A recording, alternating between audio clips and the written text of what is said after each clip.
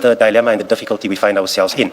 So we are here just to be present and to record. I think those are my submissions. Thank you. Thank you very much, Mr. Valley, and also thanks for the act of courtesy, as you call it. Many thanks for that. Yes. Thank you, Chair. Chair, to begin with, I can confirm that I did receive the J88, the unredacted J88, as well as the medical report. I haven't yet studied it closely. I received it this morning, but it will be made available to the commissioners during the adjournment.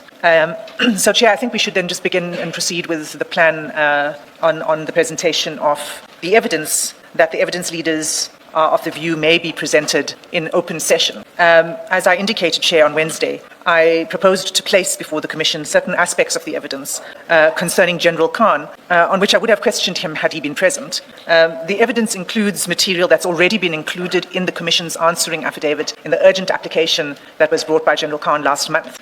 So it's material that's already been publicly disclosed. But some aspects of evidence that I will traverse are not included in the material that's in the answering affidavit, but is relevant to the terms of reference, of course, but also related to the topics that we covered in the answering affidavit and the questions that we posed to General Khan in the Regulation 10.6 notice. So in broad outline, what I propose to cover are a series of tenders and tender activity, which will emerge from our analysis of the chats. The chats are not confined to the chat with Mr. Mo Sayed, extends also to a series of conversations between Major General Khan and a Mr. Ismail Valley.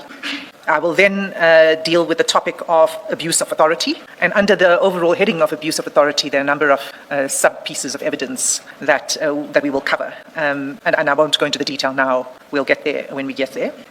There's the issue of what we call the Mashazi trip. As the Commission is aware, we've already heard evidence from this witness. And the Commission has some information regarding a trip to London, a weekend trip to London, which also emerges from some of the conversations with General Khan. And finally, the topic of the financial disclosures. We have had some engagement with General Khan's representatives on the finances. What we propose to do is cover the aspects that we think we can cover in open hearing, and that is not the subject of dispute when it comes to the financial disclosures at this stage. So that's the broad outline of the topics that we are going to cover. These are not all the topics, however, to be covered that related to General Khan. There are some aspects of the evidence that we've seen that the evidence leaders will seek to lead in camera. And the reason for this is, there are at least three reasons for this. The first is, some of the evidence concerns ongoing criminal investigation, and it will require us to traverse contents of SAPS dockets, which we cannot disclose publicly. It will jeopardize the investigations, it will jeopardize rules. The second is that some aspects of the evidence contain sensitive material that also can't be led publicly in any sensible manner. For example, evidence that contains a series of voice notes where we aren't able to redact it. But it's important for the commissioners to have access to that evidence. The third is that there is evidence that we don't know for a fact, but that it may pose a risk to the safety of individuals. And it's not in the interests of, it's not in anyone's interest, and it's certainly not the evidence leader's intention to be reckless in relation to this repository of evidence that we have. And so where we are of the view that there may be a risk of threats to safety of particular individuals, we will seek to lead that evidence in camera. And of course, finally, in his in-camera application, General Khan himself stated that unrestricted disclosure, some of things will pose risks and substantial threat, what he said, to lives. We cannot dismiss that out of hand, of course. We must take it seriously. So to that end, Chair, there will be an application filed in the course of today for that body of evidence in camera. So that's just to set out where we plan to go as a whole with the evidence relating to Major General Khan. I must also say, before I begin with the presentation, is that there may be an explanation for the evidence that I'm about to present. General Khan has indicated, again in his in-camera application and in response to the Commission's, he didn't file a replying affidavit to our answer, but he's indicated that some of the evidence relates to crime intelligence operations and informants. That may be so. Of course, if the evidence does concern a crime intelligence operation, one would expect it to have been formally registered as such and conducted in accordance with the applicable protocols and prescripts. But all I'm saying for the moment, Chair, is that there may be an explanation, and we look forward to hearing the answers and explanation from Major General Khan when he's able to provide that. So, Chair, then let me begin with the first topic, which is the tenders. And again, I must preface this introduction of this evidence. It's to clarify that it is not a... Mr. Hassim, we have this loose document in front of us. Will you be introducing it at a later stage? I will be introducing it shortly. Shortly. Chair. All right. It is relevant to the first topic that I'm in. So I'll introduce it in about 2 minutes. All right. What I was wanting to do is just first preface this topic on the tenders with the following statement and the following submission. That the purpose of this is... Before you go ahead, another issue had General Khan been here, he would have told us who he is, what position he holds, and so if perhaps for purposes of the record, you could give us high-level information in that regard. Just can I provide that in the? I don't have it in front of me right now. After the tea break. During the adjournment, I'll pull out the relevant information from the That's files. in order. It's contained somewhere in these bundles. Yes. Yeah. I don't have it in front of me. No. After the tea break, then that's in order. Chair, if I may, and I don't mean to interrupt Ms. Hassim, but I'd rather do so now before I interrupt the mid-stride. Yes. I just want to note that it is Friday, and we usually go for our Friday prayer, which we call Jumu'ah. If we may be excused at about 12:30, I know the lunch hour commences at 1 for an hour, and we will be back at 2. If that might be in order, perhaps if proceedings could be stayed with an earlier lunch or an extended lunch, we would be indebted to and to the Commission. Just repeat the part about stay. If lunch could commence at about 12:30, that would accommodate our religious sensibilities to permit us to go and pray, and we would be then back by 2. So all we're asking for is that there be an additional half an hour to work into the lunch hour intended for. No, that's in order. What we'll do, we'll perhaps in the afternoon just add that 30 minutes. We are indebted. Thank you. Yes, Ms. Hassim.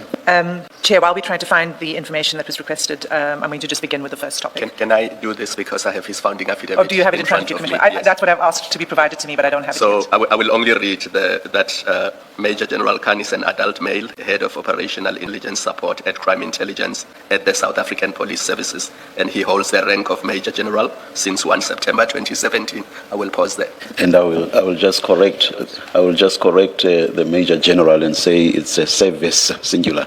It's a South African Police Service. It's never services, not with SAPS. Thank you. It may appear unimportant, but it's actually very important. Noted, Chair. Thank you for that, Commissioner Khumalo. So, Chair, the first topic is the question of the tenders. And I would like to clarify that what the purpose of us going here is. It's not a roving inquiry into ordinary procurement irregularities or garden variety tender fraud. It's directed at whether a SAPS officer, a crime intelligence officer, a senior member of the service, was a conduit for private, commercial or criminal interests, and whether they were able to gain access or influence or corrupt or compromise law enforcement structures. As such, it falls squarely within the terms of reference of this Commission. So that's the approach and the framing that I'd like the Commissioners to bear in mind as we enter the discussion on. The first set of tenders relate to a gentleman by the name of Mr. Mo Sayed, and he is a director of a company called Carnilinx. And Chair, I'm going to read the submission that they have provided to us. They provided it last night, and I think it's important in all fairness to read it into the record. And I'd like you, please, to have a look at page 129 of the answering affidavit before I do so. What's the file marked on the spine? Urgent application, answering papers, file 1 of 2. You said which page? I've forgotten now. Page 129. Thank you. And the heading is Carnilinx and illegal tobacco trading. We've all got it now. Thank you, Chair. This is relevant because when I read out the submission, you'll see it's partly a response to what the Commission placed in its answering papers. And in that section on page 129, in paragraph 14, we say that there have been consistent allegations that Carnilinx is engaged in illegal tobacco trading. Maybe, sorry, Mr. Hassim, maybe for the record you should say who deposed to the affidavit, if it wasn't protected information. Who deposed to the answering affidavit. As luck would have it, my copy doesn't have the signature on it. This is, in fact, if I'm correct, it would be our investigator, Mr. Tshepo Nyatlo, who deposed to this. And this was based on his investigations, and there are annexures that support the contents of the paragraphs. But this paragraph, where it says for over a decade there have been consistent allegations that Carnilinx is engaged in illegal tobacco trading, points us to several pieces of documentation. The first you'll see in 14.1 are several media reports. And I'm not going to go there. It shows that the allegations had been widely published and in some detail. In 14.2, there are 2 further documents that are attached. One is a media statement by the South African Tobacco Transformation Alliance, and the other is an Ipsos study. Now, this is not the entire basis upon which we make these allegations, and I'll explain why. But I'm going to go to the Carnilinx submission because it's in response to this that they provide the submission. And let me go right there. Chair, Were they invited to make the submission? they were not invited to make the submission. It's a voluntary submission, and it'll be apparent when I read this, the context in which they do make it. And as I said, Chair, I think given that I am going to go in some detail through the chat, it's important that their version is placed on record before I do so. Sorry, Chair. Okay, let me begin. So, Chair, the submission is signed by Mr. Adrianno Mazotti, and it was provided to the Commission yesterday evening. If I start at paragraph 1, these submissions are made voluntarily by Carnilinx Pty Limited, Carnilinx. Carnilinx has not been issued with a notice by the Judicial Commission of Inquiry into Criminality, Political Interference and Corruption in the Criminal Justice System Commission, nor has it been requested or directed to provide evidence or submissions. The company nevertheless considers it appropriate in the interest of fairness and to assist the Commission in the proper discharge of its mandate to place certain relevant facts before it. Carnilinx has become aware that allegations concerning the company appear in the affidavit deposed to by the Commission's investigator, Tshepo Nyatlo, as well as in the Rule 3 notice issued to one of its directors, Mohammed Sayed, in his personal capacity. Although the Rule 3 notice is directed exclusively to Sayed and not to Carnilinx, the company is concerned that allegations affecting its business, reputation and commercial standing may ultimately be considered without the benefit of Carnilinx's own explanation and the broader factual and regulatory context within which those allegations arise. Carnilinx accordingly tenders these submissions voluntarily. It does so not to challenge the Commission's mandate, nor to relitigate historical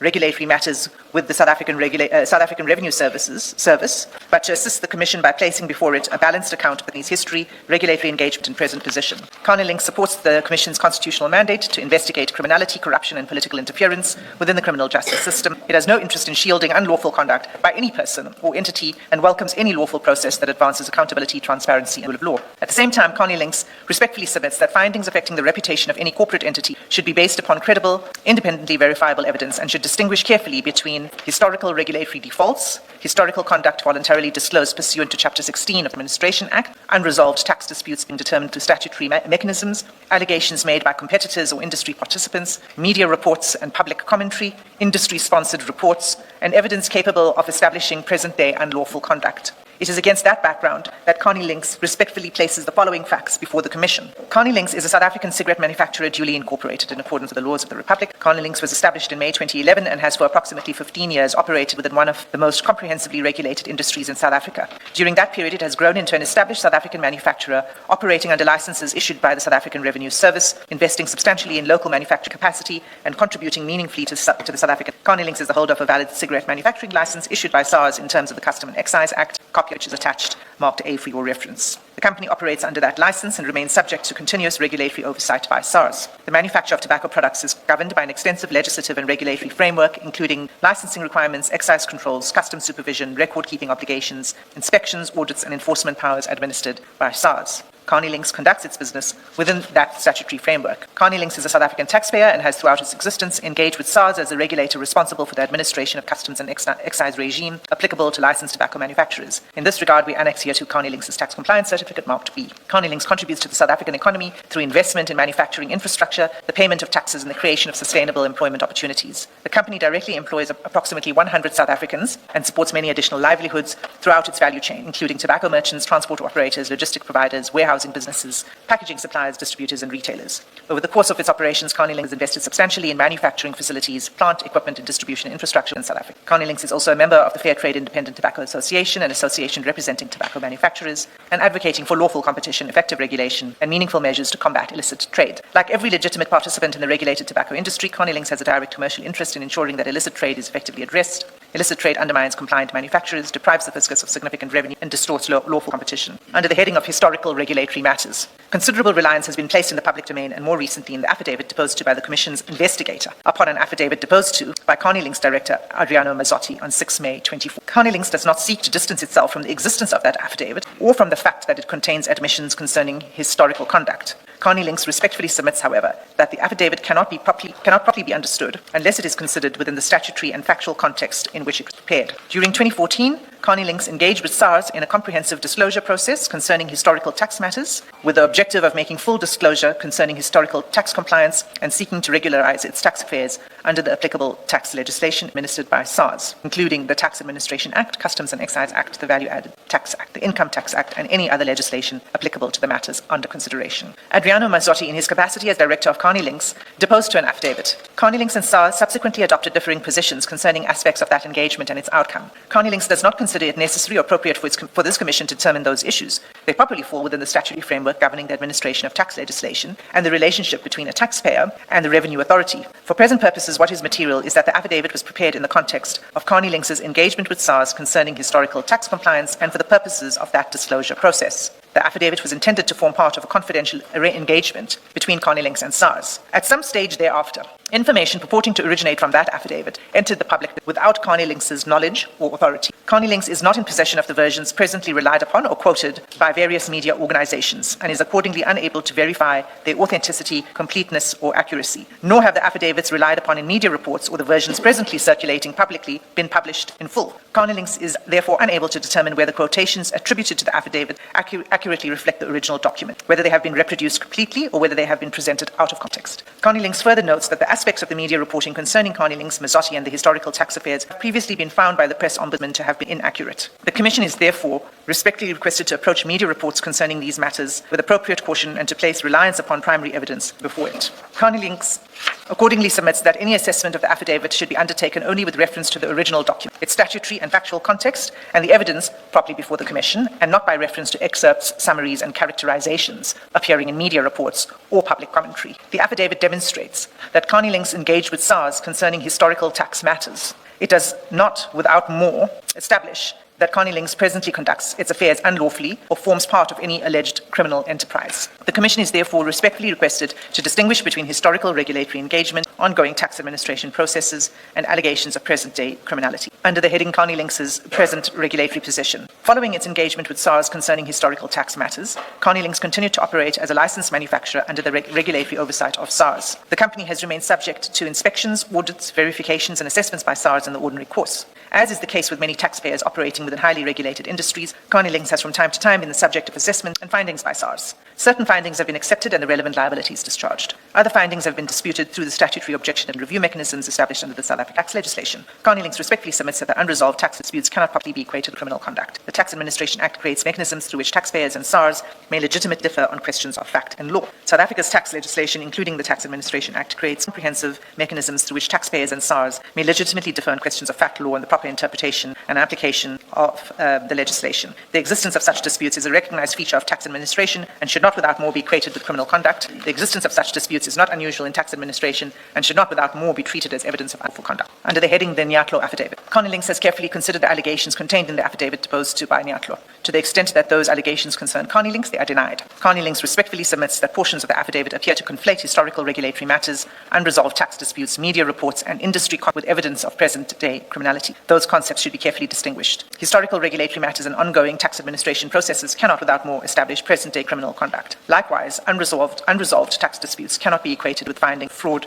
tax evasion, or organized criminal activity. Under the heading SAPTA, Ipsos, and industry material, Carnilinx notes that portions of the Nyatlo affidavit appear to rely upon publications issued by industry organizations and market reports prepared by third parties. Carnilinx respectfully submits that such material should be approached with appropriate caution. Industry bodies perform an important role in the public debate. However, they are not independent regulators, courts, or investigative authorities. Their publications frequently reflect commercial interests and policy positions. Likewise, retail pricing studies and market surveys may identify pricing trends or market anomalies. They do not establish whether excise duty has been paid in respect of any particular product, nor do they establish whether a manufacturer has committed tax evasion, fraud, smuggling, or any other criminal offense. Carnilinx further submits that media reports, publications produced by representative organizations and market studies are each different forms of material carrying different evidential weight. While such material may contribute to public debate, it does not constitute primary evidence of criminal conduct. Serious findings against any person or corporate entity should be based upon reliable, independently verifiable evidence before the Commission. Under the heading Carnilinx's interaction with law enforcement, the Nyatlo affidavit further suggests that Carnilinx improperly utilized organs of state against competitors. Carnilinx unequivocally denies those allegations. Carnilinx, like any responsible corporate citizen, Carnilinx has, where appropriate, reported information concerning suspected unlawful conduct to the relevant authorities. There is nothing improper in providing information to SARS SAPS, or any other competent authority. Once such information is provided, all investigative and enforcement decisions remain those of the relevant authority acting under its own statutory powers. Carnilinx has never exercised control over the investigative functions of SARS, SAPS, or any other organ of state. Conclusion. Carnilinx has made these submissions voluntarily because it believes that the Commission should have before it the company's own account before reaching conclusions that may affect its reputation and commercial standing. Carnilinx does not seek to minimize its history or avoid scrutiny, nor does it ask the Commission to determine disputes between itself and SARS concerning historical tax matters. Those matters are regulated by legislation and remain subject to the statutory mechanisms provided by Southern law. Carnilinx asks only that its history be understood in its proper statutory, factual, and commercial context. The question presently with the Commission is whether there exists credible, reliable, and independently verifiable evidence establishing the allegations presently made against Carnilinx. Carnilinx respectfully submits that those questions should be answered on the basis of evidence relevant to the issues before the Commission and not by inference drawn solely from historical regulatory engagement, unresolved tax disputes, media reporting, industry advocacy, or commercial rivalry. Carnilinx has voluntarily approached this Commission, believes that the search for the truth is best served when all relevant perspectives are placed before it. It respectfully trusts that these submissions will assist the Commission in fulfilling its constitutional mandate fairly, objectively, and in accordance with the rule of law. Carnilinx remains willing to cooperate further with the Commission and reserves its right to supplement these submissions should additional information become relevant. Yours faithfully, Adrianno Mazotti, and then there are two annexes A and B that were referred to in the letter. So the letter, so Chair, now you see why I first went to the answering affidavit and those paragraphs, because what Mr. Mazotti is taking issue with is the reliance on what he describes as media reports that are not based on independent evidence, not based, as far as he can tell, on the affidavit itself, and that the affidavit that the Commission put up also included industry-obtained analysis, research analysis, like the Ipsos study, which was commissioned by Carnilinx's competitor. It was commissioned by British American Tobacco. So that's fine. We accept that. What I wish to do, however... Have you touched on the fact that they also say some of the material is historical, which I understand to mean it is no longer applicable? Well, it's historical in the sense that the admissions that were made by Mr. Mazotti took place some years ago. But it's not historical when looked at in the perspective of this Commission about particular conduct. And it's not just about Carnilinx as an entity. It's about Mr. Sayed, who's a director of Carnilinx. So it relates both to findings against Carnilinx of illegal tobacco trading, not based on media reports. And I will go to Mr. Mazotti's own affidavit to bear out that submission. But also, our evidence is based on Mr. Mo Sayed's alleged conduct. And at no point have we ever said that there are proven criminal cases and charges against Mr. Sayed. But there are very serious allegations. And in the context of a commission of inquiry, we are entitled to rely on that and to consider that in the course of the investigation commission.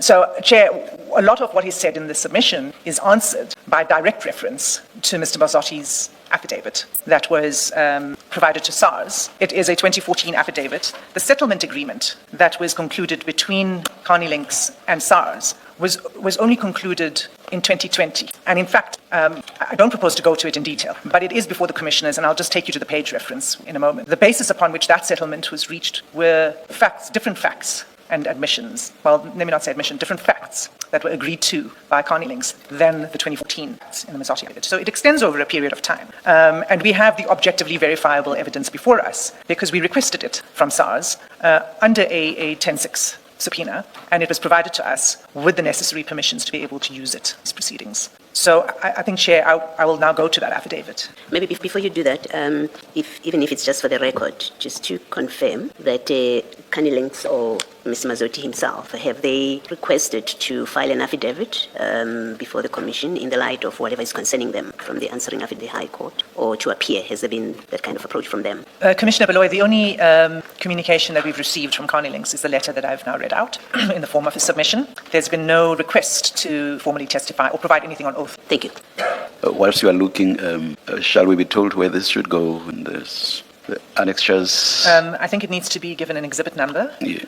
Chair, I'm advised that we are now at CJC 362. That will be the exhibit number. Thank you. As I always do, I'll request the attorneys to please sort our files out in that regard. Thank you. Chair, I'm going to go to the affidavit itself, but can I first just summarize the main themes that emerge from that affidavit, because I do not intend to read out the entire. Of course, if there are any questions on it, we'll discuss various parts of it. But in a nutshell, what you'll see is that the affidavit contains admissions by Mr. Mazotti, both personally and as a representative of Carnilinx. And these admissions relate to past customs excise and tax non-compliance, failures to account for cash income, and failure to pay tax, VAT and excise duty. Particular transaction, which I can say because it's been given permission, the illegal Pieterse transaction. But again, I'm not going to go into detail, but the commissioners will see it as we look at the affidavit, which concern manufacturing cigarettes off books. Then there's admissions of unlawful importation of tobacco under a false Swaziland pretext. There's admissions of unlawful surveillance of SARS officials and access to personal records. There's an admission of obtaining a confidential SARS document for cash, so paying someone inside SARS to get access to this document. And there's also admissions of improper cash payments to legal advisors. And it's clear from the affidavit, and it's explained by Mr. Mazotti, that the cash payments were made in the belief that SARS officials were being paid off, and that by making these cash payments to these legal advisors, they would assist in resolving Carnilinx's problems with SARS. But I must also say that in the affidavit, Mr. Mazotti also says the following, that, and I'll come to it, he believes he was naive to think that the SARS officials could be bought. He's very careful to say that. So let me go to the affidavit. The settlement agreement, as I said, was concluded on a different basis, on unlawful conduct, but on conduct. Chair, the affidavit, the SARS bundle is CJC 361, and there's one file, and Mr. Mazotti's affidavit is at page 16. Chair and Commissioners, you'll see that it begins with the usual declarations. It's a deposition by Mr. Adrianno Lorenzo Mazotti. He explains the purpose of the affidavit. And if we just scroll down, there's a lot of background and principles, etc.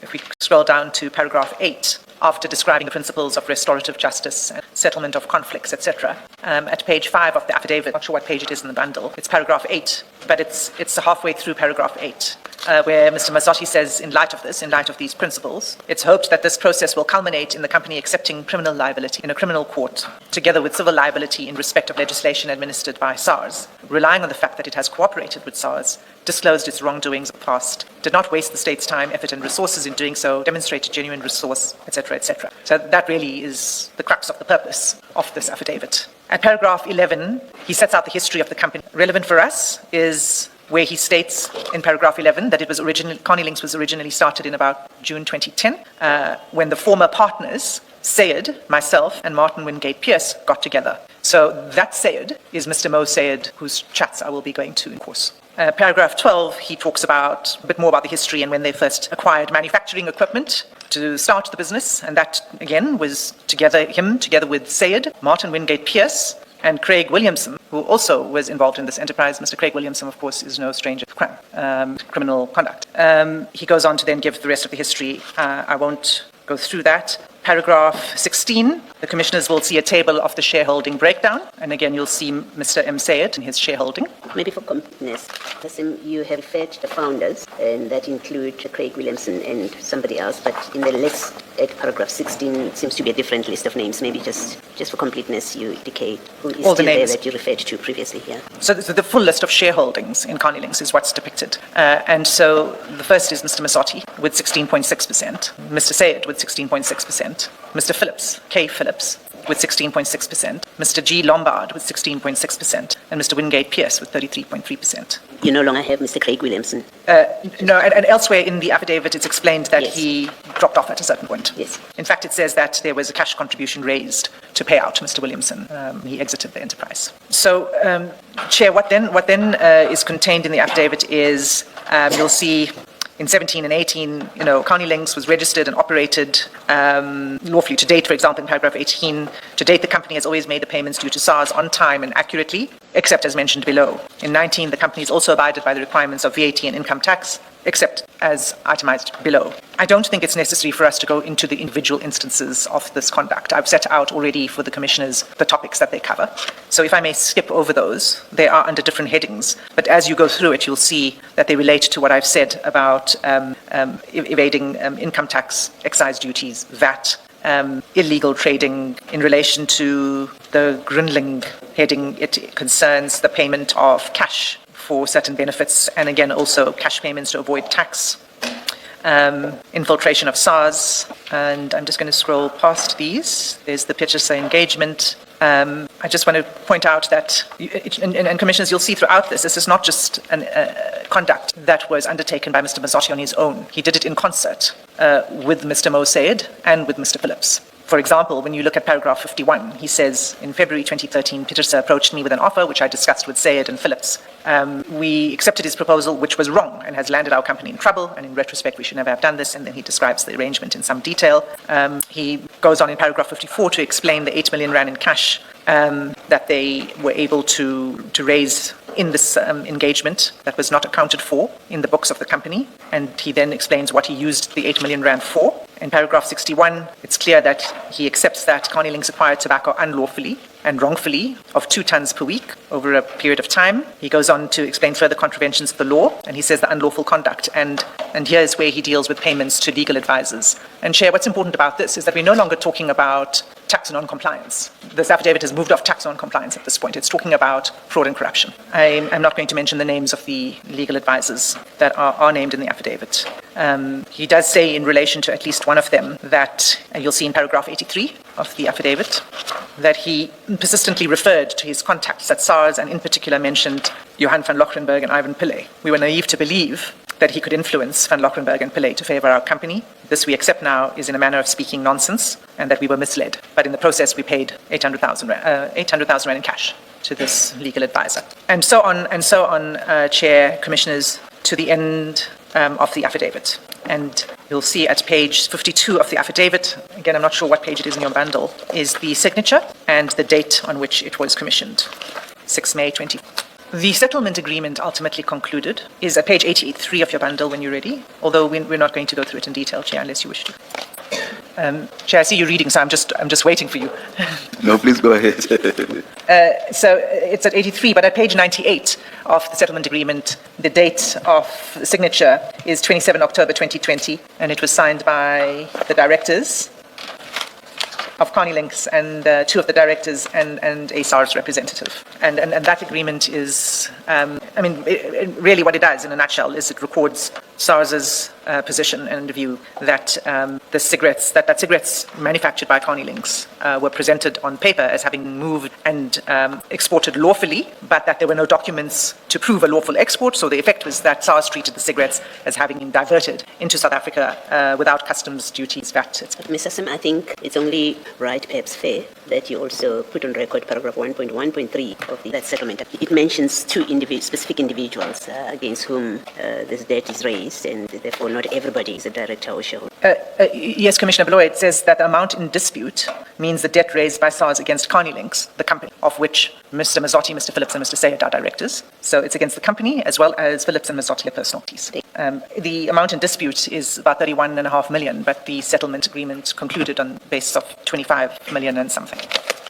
So those are that is the factual basis of the allegations of the conduct of Carnilinx, and then the directors who are engaged in that unlawful conduct. The allegations, the admissions in the affidavit of fraud and corruption, we have no knowledge of anything further coming of it, whether there were any charges, whether there was any action that was taken. It's not within SARS jurisdiction to follow up on those, but we don't know if it was referred for any purposes. So we don't have knowledge on that. Can I again just check, in that letter, the submission, bear with me, there is somewhere, there's a paragraph where Mr. Mazotti implores us to have reference to the original affidavit. Sorry, I had highlighted it. I had highlighted where he says he asks us to have regard to the original document or affidavit. And I think it's paragraph 34, to place reliance on primary evidence before it. Yeah, and you have said that you have received this affidavit from SARS. It's a copy, if we can just confirm for the record, and you've not been offered the original by Mr. Mazotti. No, we were not offered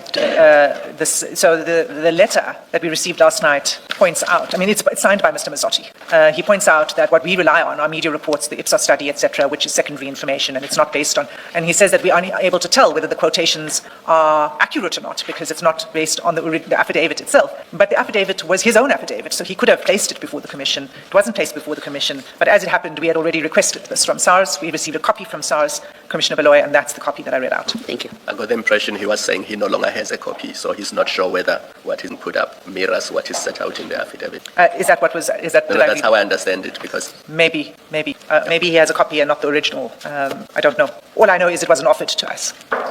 Chair, I mean, all of this is again really just prefacing us now getting into the content of the tenders and the significance of Mr. Mo Sayed and the chat between General Khan and Mo Sayed. And it's not just in relation to his links with the company and his involvement in this conduct in the company, but also other allegations that have been made in the media for some time. And we also detail that in the answering affidavit. It was something that, even Mr. Shongwe referred to when he was here. Those are allegations. There's, again, no charges that we are aware of that have been brought against Mr. Sayed, for example, in relation to the allegation that he was involved in the hit against the doctor, Mr. Munshi.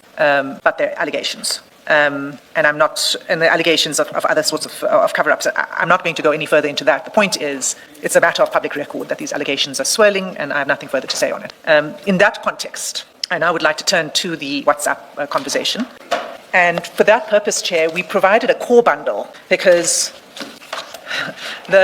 it's not even the full version, but the bigger version is about 6,812 pages of WhatsApp conversations. The context is important. So all of those pages are relevant because it provides a context. But for the purposes of the particular aspects of the chat that I'm going to go to, we prepared a smaller core bundle. It may be that we need to exit the core bundle and look at certain other pages, maybe a little bit before the page in the core bundle, a little after, in which case we will alert you, and Chair, you'll have to go there electronically because we didn't print out the 6,800 pages. But I'm confident we'll manage this. So we put away the two files that we were working from.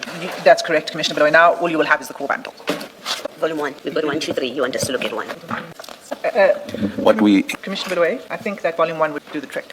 But it might be we're going to have to jump to now and then. If I can just explain, Chair, that what I'll be doing is going through different parts of this chat, and I've separated out the tenders because there's more than one engagement on corrupting and facilitating an improper tender. They fall under different headings. The first one I would like to deal with is the PPE tender, the protective equipment, personal protective equipment. It was during the time of COVID, and as we know, there was a flurry of activity to tender for provision by several companies. So, Chair, the first exchange, it begins on 12 January 2021. Page 5695. Sorry, is that in volume 2? Do we put away file 1 so long? Yes, Chair. Okay. Sassim, these are chats. We're looking at chats downloaded from General Khan's phone. All of them. Is that That's just correct. for the record? So let me explain, Commissioners. There are several devices that were seized from General Khan on the 10th of May. In these series of chats, we're going to be looking at the conversations, the WhatsApp conversations only, not other parts of the devices, that come from an iPhone 8 and from an iPhone 11. The bulk of what I'm going to go through is in the iPhone 11. And this is a chat between General Khan and Mr. Mo Sayed. And it begins at the top of 5695. And what it begins with is Mr. Sayed saying, "Who can I speak to get contract to supply SAPS with masks with SAPS logo? I'm making upstairs. Need to sell." The response from General Khan, I don't think I mentioned the date. This is 12 January 2021, and it's at 10:56 in the morning. At 11:06 on the same day, General Khan says, "Send me samples and prices, please, ASAP. I'm going to see someone tomorrow night who is the possible guy to make it happen." That's responded to by Mr. Sayed, who says, "Perfect." And General Khan says, "Don't forget my birthday present," etc. On page 5696, so the next page, at the top of the page, Mr. Sayed sends General Khan the PPE price lists, and that is contained in the annexure bundle. It's annexures to WhatsApp chats, and it's just one file. And in that bundle, so Chair, in these chats there are documents that are attached, etc., voice notes, and so that's what this annexure bundle is about. Page 147 is where you'll see the price list that is contained on page 5696. So you'll see on page 147 that it is gloves, masks. Is it a conscious decision not to fly it? No, Chair. Oh. Chair, you'll see that it's gloves and masks and caps and shoe covers. The prices are to the right-hand side. And on the same page, 5696, General Khan says, "Salams, bro, I got the samples." And then if we move forward... Suppose it would be for General Khan to explain what he meant when he says, "I got the sample." But this seems to be a reference to something different from the price list, that the samples themselves would have been what he's referring to. I think it is different, Commissioner Beloy, because when you have regard to the chat we went to before, he said, "Send me the samples and price list." This is the price list. I think the samples might have been sent physically, obviously. So he's reporting that he received the samples. I can only put two and two together. They came with a birthday present. They were not the birthday present. The birthday present was a separate package. Yes. Thank you. So this begins then in January 2021. But the next chat I'd like to take the Commission to is on 18 May 2021, where So you'll recall in the earlier chat, General Khan says there's somebody I'm going to be seeing tomorrow or whenever to assist with this. So on 18 May 2021, and that's page 5899, at the top of the page, Mr. Sayed says, Brew, let me know what the procurement for SAPS say for the masks. And General Khan responds, are you on CSD? Mr. Sayed says, what's that? Now, we do know that the CSD is a central supplier database, and we don't know what further communication took place to assist Mr. Sayed to get onto the central supplier database. But that takes place in May. The next exchange on this tender takes place on the 4th of June, 2021. And that's at page 6025. And at the, again, sort of at the top of the page, at 9:56 in the evening, Mr. Sayed says to General Khan, let's sell some masks, please. General Khan replies, okay, bro, I will speak to them tomorrow. Mr. Sayed replies, perfect, bro. General Khan says, everything in good time. Mr. Sayed says, I have a feeling that you're going to pull it off. And General Khan says, inshallah. At this point, we don't know yet who them is that General Khan will be speaking. But if we have a look at the next conversation, which is the next day, but it's at page 5941, that's 5 June 2021, at 8:23 a.m., Mr. Sayed asks, Brew, please ask Fani what name was the transversal contracts saved under. Now, Commissioners, we will see as we go through this that what we will establish is that the Fani that is being referred to in this chat is it's General Fani, who's recently been suspended from the SAPS, where he was in supply chain management, held a position in supply chain management. But at this point in time, he was employed in National Treasury in a procurement position, a senior position. I just don't have it in front of me right now, but it was a senior position like head of procurement at National Treasury. Is Fani the surname? The Fani is the surname. It's Molefe Fani.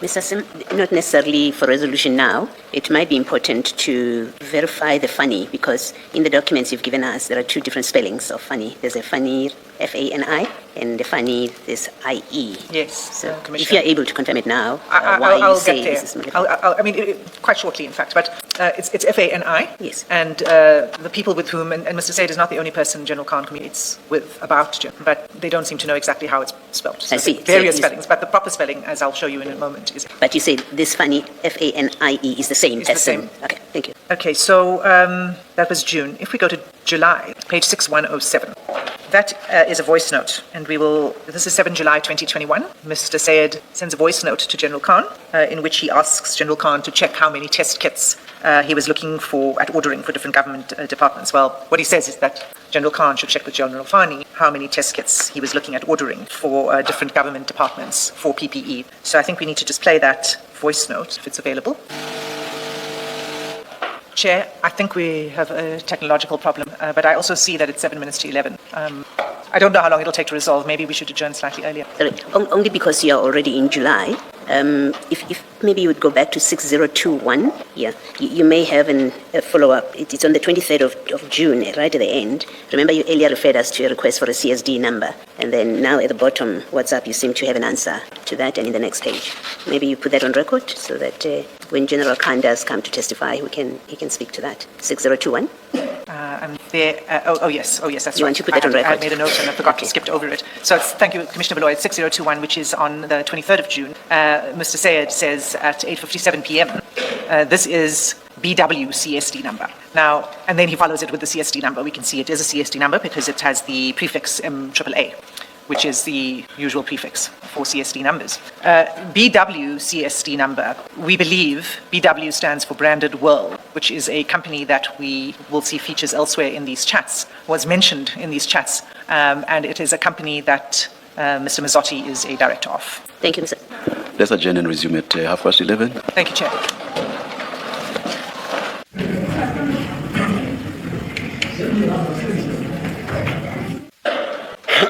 It's 11:29. We are ready to resume the session. Please make sure that your devices are off or on silent. Thank you. Yes, Mr. Hassim. Thank you, Chair. I think the voice note is ready. Salam Zazi Guru. Please check with the pilot how many test kits are they looking at ordering, the different departments, because I've got approval. We can distribute it through Carnilinx Industries. I've got the stock as well. I've got the samples, the samples have been approved by SAPRA. I've got the stock as well, so I want to operate it. Chair, can I ask that it's played one more time? So it's sometimes hard to follow the first time. Salam Zazi Guru. Please check with the pilot how many test kits are they looking at ordering, the different departments, because I've got approval. We can distribute it through Carnilinx Industries. I've got the stock as well. I've got the samples, the samples have been approved by SAPRA. I've got the stock as well, so I want to operate it. So that's fairly self-explanatory. It's Mr. Sayed does in that voice note refer to pilot. He says, ask pilot. We'll show in due course that pilot is the code name they use. And you'll see on 6179, Mr. Sayed sends a document. It's an annexure, OBL Carnilinx TY Limited. And that's at page 149, the annexures bundle.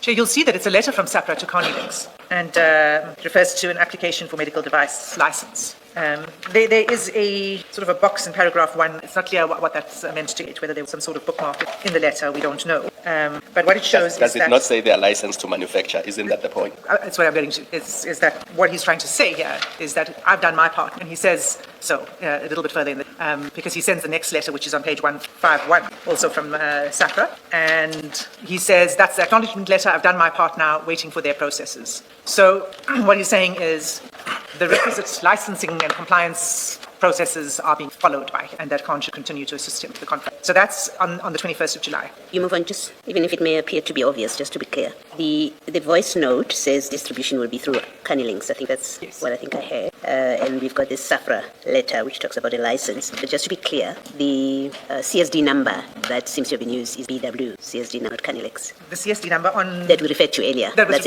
a different company. It's a completely different company. Thank you. So 5 days later, page 6210, what we'll see here is a screenshot that General Khan sends to Mr. Sayed. There are two documents. The first is the number of masks to be ordered per province. So it's a sort of, in a like transversal contract, there will be a procurement across departments, across provinces. This is the numbers of disposable face masks. It's cut off a little bit, but on the left-hand side of the screen, you'll see it says disposable mask. And so what it is a picture of a screen detailing the number of masks required by different sections of the SAPS. And immediately below that is an extract from Treasury Instruction number 11 of 2020/21. It's a Treasury Instruction on COVID procurement. It's on the same page, 6210. It's immediately below the screen. They're all screenshots. So immediately below the disposable face mask. Now, the Treasury Instruction is not internal information. That is information. It's a regulation that is available to anyone, to companies who wish to fall under this contract number. But the screenshot above it would not have been information that was publicly available. That's internal SAPS information, would benefit. Is that correct, though? The bottom is addressed internally. Maybe you need to clarify the part where you say it's an external document, because if you look at the bottom, that cutoff, it's to all, and it indicates who it's addressed to. If you go to 6211, it continues. So it's addressed to internal people, if we are speaking about the same document. I'm talking about the screenshot before the Treasury Instruction. So it doesn't have anything about to whom it's addressed. Yes. So the one at the top, which has a breakdown of who needs what. Yes. You say that's an internal document. That appears to be an internal document. Okay, and then what do you say about the bottom one? The bottom one is a public document. It's a Treasury Instruction. And it's addressed to all the departments. It's not something that would be private or internal. It's something that's available public. And you can even Google it. You probably find it on Google or on the yes. Treasury's website. Yes. What I was clarifying is by that explanation, you're not saying that it is addressed to the public, because on the face of it, it is addressed to internal. That is true. I can't see the entire list of entities to whom it's addressed. But it's not a document that is sent to the public, to the media. Yes. So this is 26 July. What we then begin to see... And what do you wish to highlight about this document, this second document, for our purpose? All I'm highlighting is that, well, firstly, I think the first document I've explained. The second series of screenshots is General Khan providing information that's relevant for this tender. It's not clear to me that this is internal private SAPS information, but it is intended to assist Mr. Sayed in the process of securing the... Thank you. What we then see, Commissioners, from page 6230, and that's on 2nd August 2021, and we'll go through several of these, but what we see is a series of communications now where Mr. Sayed is pressing General Khan to move quickly with the contract. It is sort of the COVID season. So on the 2nd of August 2021, at 9:28 a.m., Mr. Sayed says, "Salams, bro, please tie up the pilot and Gen 1. We need the order for the..." and it cuts off there. And the response is, "Oh, wassalam, bro, okay, and then see you later," etc. Now, that first message, "Please tie up the pilot and Gen 1, I've said to the commissioners, I'll show that pilot, Adv Fani. I can't say exactly who Gen 1 is, whether that's code, whatever it is. It's some other person, but I haven't established the identity. 3rd of August, 6243. At 7:28 a.m., Mr. Sayed says, "Salams, bro, how did you sleep? Please follow up with Gen 1 and the pilot." General Khan responds, "I followed up with Gen 1 last night. He is going to chase pilot today." Mr. Sayed says, "Okay, bro." If you look a little bit further down on the next page, 6244, so it's still on the 3rd of August, but it's now a couple of hours later. He says, "I need the E orders, please." And on 6245, again, he says, still on the 3rd of August, "Please push General 1 and pilot."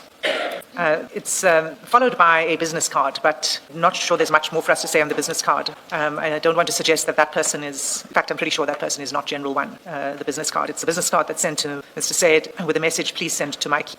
If we look at the 4th of August, 6246, at 4:59 a.m., Mr. Sayed says, "Salams, bro, it's Wednesday already. Please push Gen 1 and pilot to finalize PE story. These guys are too slow." General Khan replies at 5:59 a.m., "I will call pilot." At 6247, it's part of the same series of chats, also on the 4th of August. At 7:01 a.m., Mr. Sayed says, "We need to get an order in this week while the need for PE is still in season." And General Khan says, "I agree." Mr. Sayed responds, "Bro, I need email address of pilot." And General Khan then sends him email address of pilot. And you'll see that the email address reflected on the message is Molefe Fani, F-A-N-I, at treasury.gov.za. So this is the point in time, as I said, when Mr. Fani was in Treasury, moved over. You said in Treasury he was responsible for at the time? Procurement. He was in supply chain. Thank you. Chair and Commissioners, if you go to 6265, in the same sort of stream of applying pressure to get it done, Mr. Sayed says at 3:39 on the 4th of August, "Please push Gen 1 and P, Bru, K." General Khan responds, "Pilot is back tomorrow. I am going to see." He says, he complains, it's another week gone by. He's getting quite despairing at this point. It's another week gone by. General Khan says, "I know." And then they go on to talk about a topic which I'm going to return to separately, which is General Khan's new house. At 6294, so we've seen that the email address was already provided for Molefe Fani, but now on the 10th of August at 7:35 a.m., General Khan sends the contact numbers, and there are two contact numbers that he sends, two business cards for Molefe Fani. The first is looks like an official number because it says Fani Molefe Treasury. The second one says Pilot Fani Pilot. Sorry, Chair. I was just checking to see whether we're flighting. The next reference is still on the 10th of August. It's at page 6299. The first message on 6299 refers to something else, but it's the second message. "Pilot won't make it through, but will handle." And Khan says, "Thanks." So there's been communication now after having sent the contact communication directly. So he's no longer going through General Khan. He says, "Let me do this guy straight." And so there's obviously been communication between him and Pilot. He's gotten back to General Khan to say, "We've spoken." Still on the 10th of August, on page 6302, at the bottom of the page, Mr. Sayed says, "Any news from Gen 1 on the masks?" And General Khan responds, "He's back tomorrow." Mr. Sayed says, "Okay, let's put the pressure on him, Bru." General Khan says, "Okay, Bru," and then says, "We had supper by Tariq," and he asks for pics, and there are pictures of us. So there's two conversations that are taking place between General Khan and inside the government. One is with procurement in Treasury. The other appears to be with somebody in the SAPS and is responsible to this. So each time Mr. Sayed communicates with General Khan, he either refers to a conversation with Pilot or with General 1, the SAPS person. So we see on page 6304, again on the 11th of August, 12 p.m., Mr. Sayed says, "Please follow up with General 1, the orders." And then on the 16th of August, you can just find the page 6316. If you bear with me for one, 6316 at 9:38 a.m., Mr. Sayed sends to General Khan a notice. You'll see it's an attachment. It says "Cloth and Surgical Masks National Letter, 13 August 21, signed by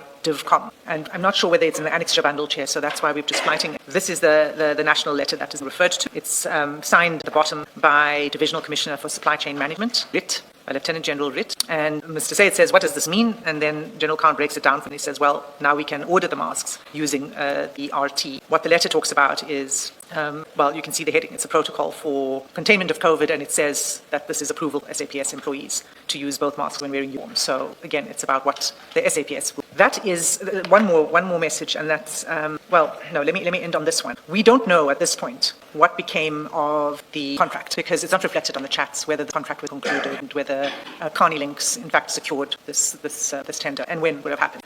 This is as far as it goes on the. There is one more message that's just, I'll just go there, just be linked to this, and it was on 30 June 21, and it is a screen on 30 June. Mr. Valley sends a screenshot to General Khan of a series of tenders that are also Peter's. And he says, bro dispenses we can do. So at the same time, we see at the same time as there's a facilitation of a tender with Mr. Sayed, on 30 June 2021, there's a conversation happening in parallel with Mr. Valley, Mr. Ismail Valley, for an attempt to secure and to get assistance to facilitate access to a tender for dispenses, and he sends a screenshot. I'll come back to that because it's the subject of a separate chat. The relevance now is this PP contracts that are sort of the order of the day at this point in time, 21. So what commissioners we see from Sorry, Mr. Hassim, Valley, is he an employee of SAPS Treasury? Who is Valley? I'm going to take some time to explain that, but he is a businessman. I wanted to ask you about the letter that you referred us to, SAPS letter that said be any further in, but instead procurement of the surgical mask is sourced through the National Treasury, which was that letter that you referred us, and then reading it with 6317, where Mr. Sayed says, but we are not on that contract, so that may be a problem for us. And then the response from General Khan. It seems to me that that's where the whole thing ends. They realize that they are not part of this contract, so the only way to get it is that somebody who is part of this contract. They must then, I don't know what to make of it. Well, so Commissioner Khumalo, we don't know how it ends. We know that it's now been moved from an emergency procurement process to the RT process. And then Mr. Sayed says, well, what are we meant to do with that? General Khan says, that's why Madlanga was supposed to arrange for us to link up with someone who the RT. And then Mr. Sayed says, okay. And it continues off onto a different topic from there on. Now, whether they then linked up with someone who has access to that contract, we just don't. But what's clear is that whatever process Mr. Sayed thought they were going to be able to follow wasn't to work out. So they're looking for an alternative. So, Commissioners, this set of chats on this particular tender, he shows several things. It shows that Mr. Sayed, a private businessman, Carnilinx director, wanted access, his SAPS masks orders, the very least. But as we know, we sent sample and masks. General Khan responded to all of features, acting as a facilitator. And on the face of it, he is facilitating. He's not responding as a senior officer who's distancing himself from the improper approach that is being made to him to facilitate access to the contract. He also refers to other individuals within government who may provide assistance in securing this access and to other procurement vehicles. And then that letter, Advocate Hassim, is it an internal SAPS letter that he shared with Mr. Sayed? The one on the cloth masks and surgery. Can I have it one more time? That letter, as I said, was by the Divisional Commissioner, Lieutenant General Ritt. He was SCM Divisional Commissioner, Supply Chain Manager. It's addressed internally to the all sections within SAPS. It's not for public. It is not sent to internal. So, Chair, just to wrap up then on what I was saying emerges from this set of chats, in addition to what I've already laid out, is that there's this constant pressure that's applied by Mr. Sayed. It's not isolated, it's sort of ongoing need to secure the orders, that General Khan provides procurement-related information and contact details and internal SAPS information. And the point is here that what it looks like is that General Khan allowed himself at the lowest bar to be used for access to the SAPS and Treasury channels for a private businessman. And it certainly appears from these chats that there was no attempt to enforce the law, either in relation to Mr. Sayed, who was making, or in relation to the officials who seem to be in on the deal. And that, Chair, is where I conclude on this set, this batch of communications related. When you say it seems from these chats that there was no attempt to enforce the law, what do you mean? But what law are we talking about, and what are you saying could or should have been done, which was not done by General Khan when in this way? What I would think, the first thing is not to facilitate this, not assist. Now, as I said when I prefaced the discussion of General Khan may have an explanation as to why he to facilitate. We don't know what that is. He didn't stop this process. He didn't say to Mr. Sayed, that's not the way we operate. He didn't report to Mr. Sayed for all we can see. And there's no evidence, again, from the chats themselves, action was taken against officials. What we do know is General Fani was only suspended recently, weeks ago. So he remained, and this is 2021, so he remained in his position up until fairly recent. If there had been some law enforcement or some action by General Khan, perhaps something sooner. Again, General Khan might have an explanation for this. In another stream of evidence that dealt with procurement matter, we've had an explanation from a witness, an employee statement, that in the normal course they get inquiries from members of the public because they're a good civil servant to help members of the public and refer to, so there was nothing sinister if the engagement met. It may be it's too early in your process for me to ask this question of you, and you can say to it later if you were going. With the investigation and the set of documents that, especially the WhatsApp message you've had access to, are you able to offer any view about the nature of the relationship with Mr. Sayed and General Khan that may well explain this exchange as he's a member of the public requesting possibly a public? Are you able to offer a view about the nature of the relationship? So Commissioner Baloy, we are only going to particular parts, but we've read the entire. And so it's clear that they have a very close personal relationship. It's not some member of the happens to call up someone, perhaps they met you before and they call you up. He meets on a basis, he socializes, and it's not the only instance in which he helps to facilitate. There are, and it's the next example that I will go to, which shows more direct in the process. Thank you. Because you confused me. You were dealing with an issue before this one where you said General Fani deal with SAPS, was only recently suspended. In the chats we were dealing with, that was in 2001. And was he then with Treasury and then at some point to SAPS? Can you just clear up that? Yes, Commissioner Khumalo, it was 2021, these chats. And at this point in time, he was in Treasury, and we could see it from his email address. I've forgotten the exact date now, but I will provide it to you, the date when he was transferred from, in fact, it was a promotion, essentially, from Treasury into the SAPS. And I just don't remember the date. I think it might have been 2023, but I need to confirm that. And then in your further engagement with Adv Adila, because I had a similar issue, is it fair to say you can put it no higher than to say, prima facie, this is what the chats appear to indicate, that he was facilitated on issues relating to him, including B and others? Because I saw in one of the chats that there was a tender that was not related to this, but he shared that there is this tender coming up, and he shared it, Mr. Syed. And Yes. there may or may not be impropriety, but that will be put to him if and when he does come and give evidence, and his version will then be presented at that stage. Yes, I'm going to go to the next chat. So I was just wrapping up on the PPE tender to say, don't know what happened with that particular one. And on the face of it, this is all it was. This is as far as it went. But we do need to see these engagements. And so it's linked to Commissioner Baloy's question is, what do we make of this? Is it just this one isolated incident? Is it an innocent approach to say, I happen to know you and you're there, can you give me more information that one would give anybody about access to a contract and the kind of, that's not what we're looking at here. We're looking at something much more, use my words carefully, but problematic. And we'll see that in the next conversation that we're about to get to. And that one deals with an IT contract. Commissioner Khumalo, the date at which Molefe Fani joined the SAPS was August 22, and he was a divisional commissioner for supply chain management, yes. I guess this may be relevant to one of the streams that we are dealing with, that because you said it was a promotion, which means he was not promoted from within SAPS, but when he moved from Treasury to SAPS, he became a general. That's indeed my point. So he was a senior officer in Treasury. But not at SAPS, that's my point. So he didn't rise through the ranks. He didn't rise through the within ranks, it was a transfer. It was a transfer from Treasury, and then when he went to SAPS, he was given the rank of a general.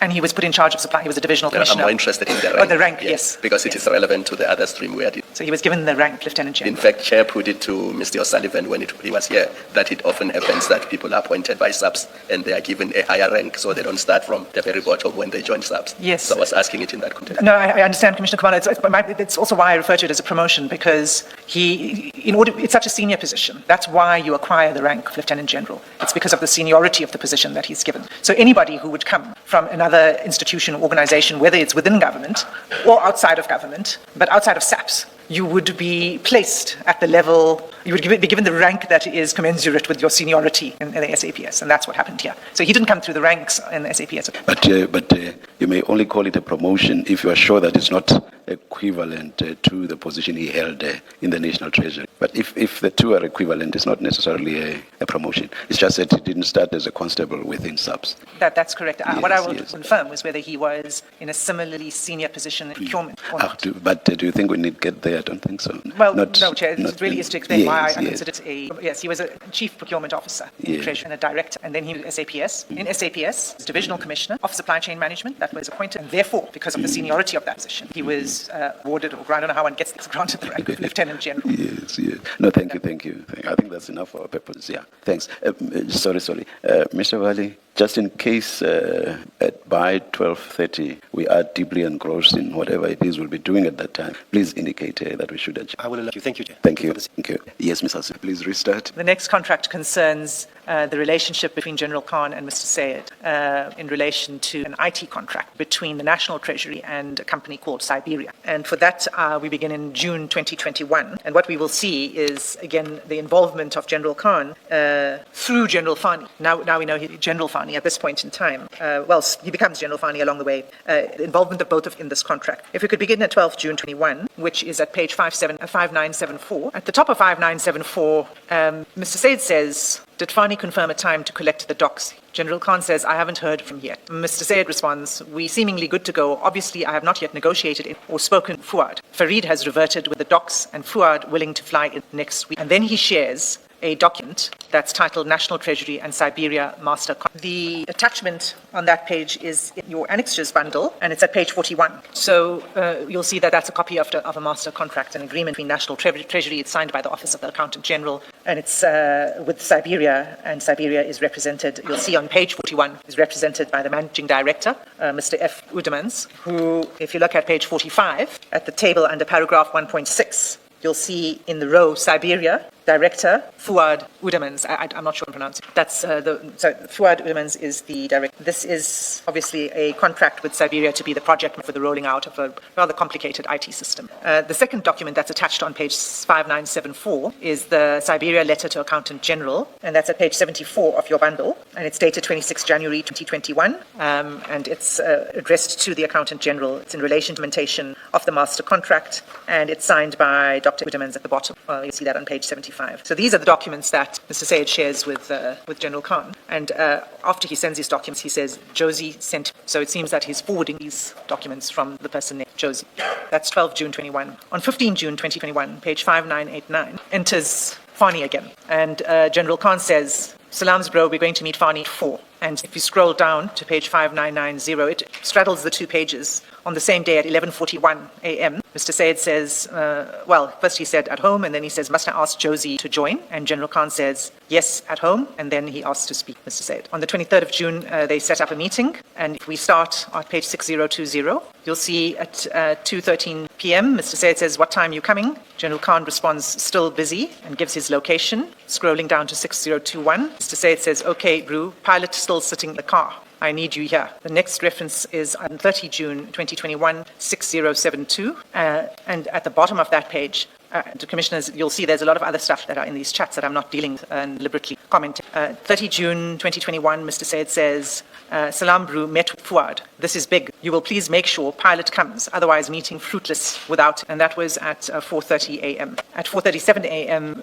General Khan responds, okay, and picture of the breakfast. The next interaction on this contract is 13 July 21, and that's at page 6126. It starts on 6125. Again, it straddles two pages. It's at the bottom of 6125. You'll see it's 13 July 21. It's at 11:00 a.m. General Khan says, DG just called an urgent meeting now at 2 at the office to procure and find programs for disaster related to this unrest. I'm driving to Pretoria. Can we meet tomorrow, anytime after 2? And the next message says, from pilot. So what's happening here is that he's forwarding to General Khan is forwarding to Mr. Sayed a message he gets from pilot, who's explaining that he's busy, and he's busy with proposing that they have them tomorrow, rather, anytime after 2. He forwards this, he says it's from pilot, and Mr. Sayed says, okay. And then still on 13 July 21, it's 6127. In the middle of the page, sorry, it's not 13 July, it's actually 14 July. At 8:55 a.m., Mr. Sayed sends General Khan a name.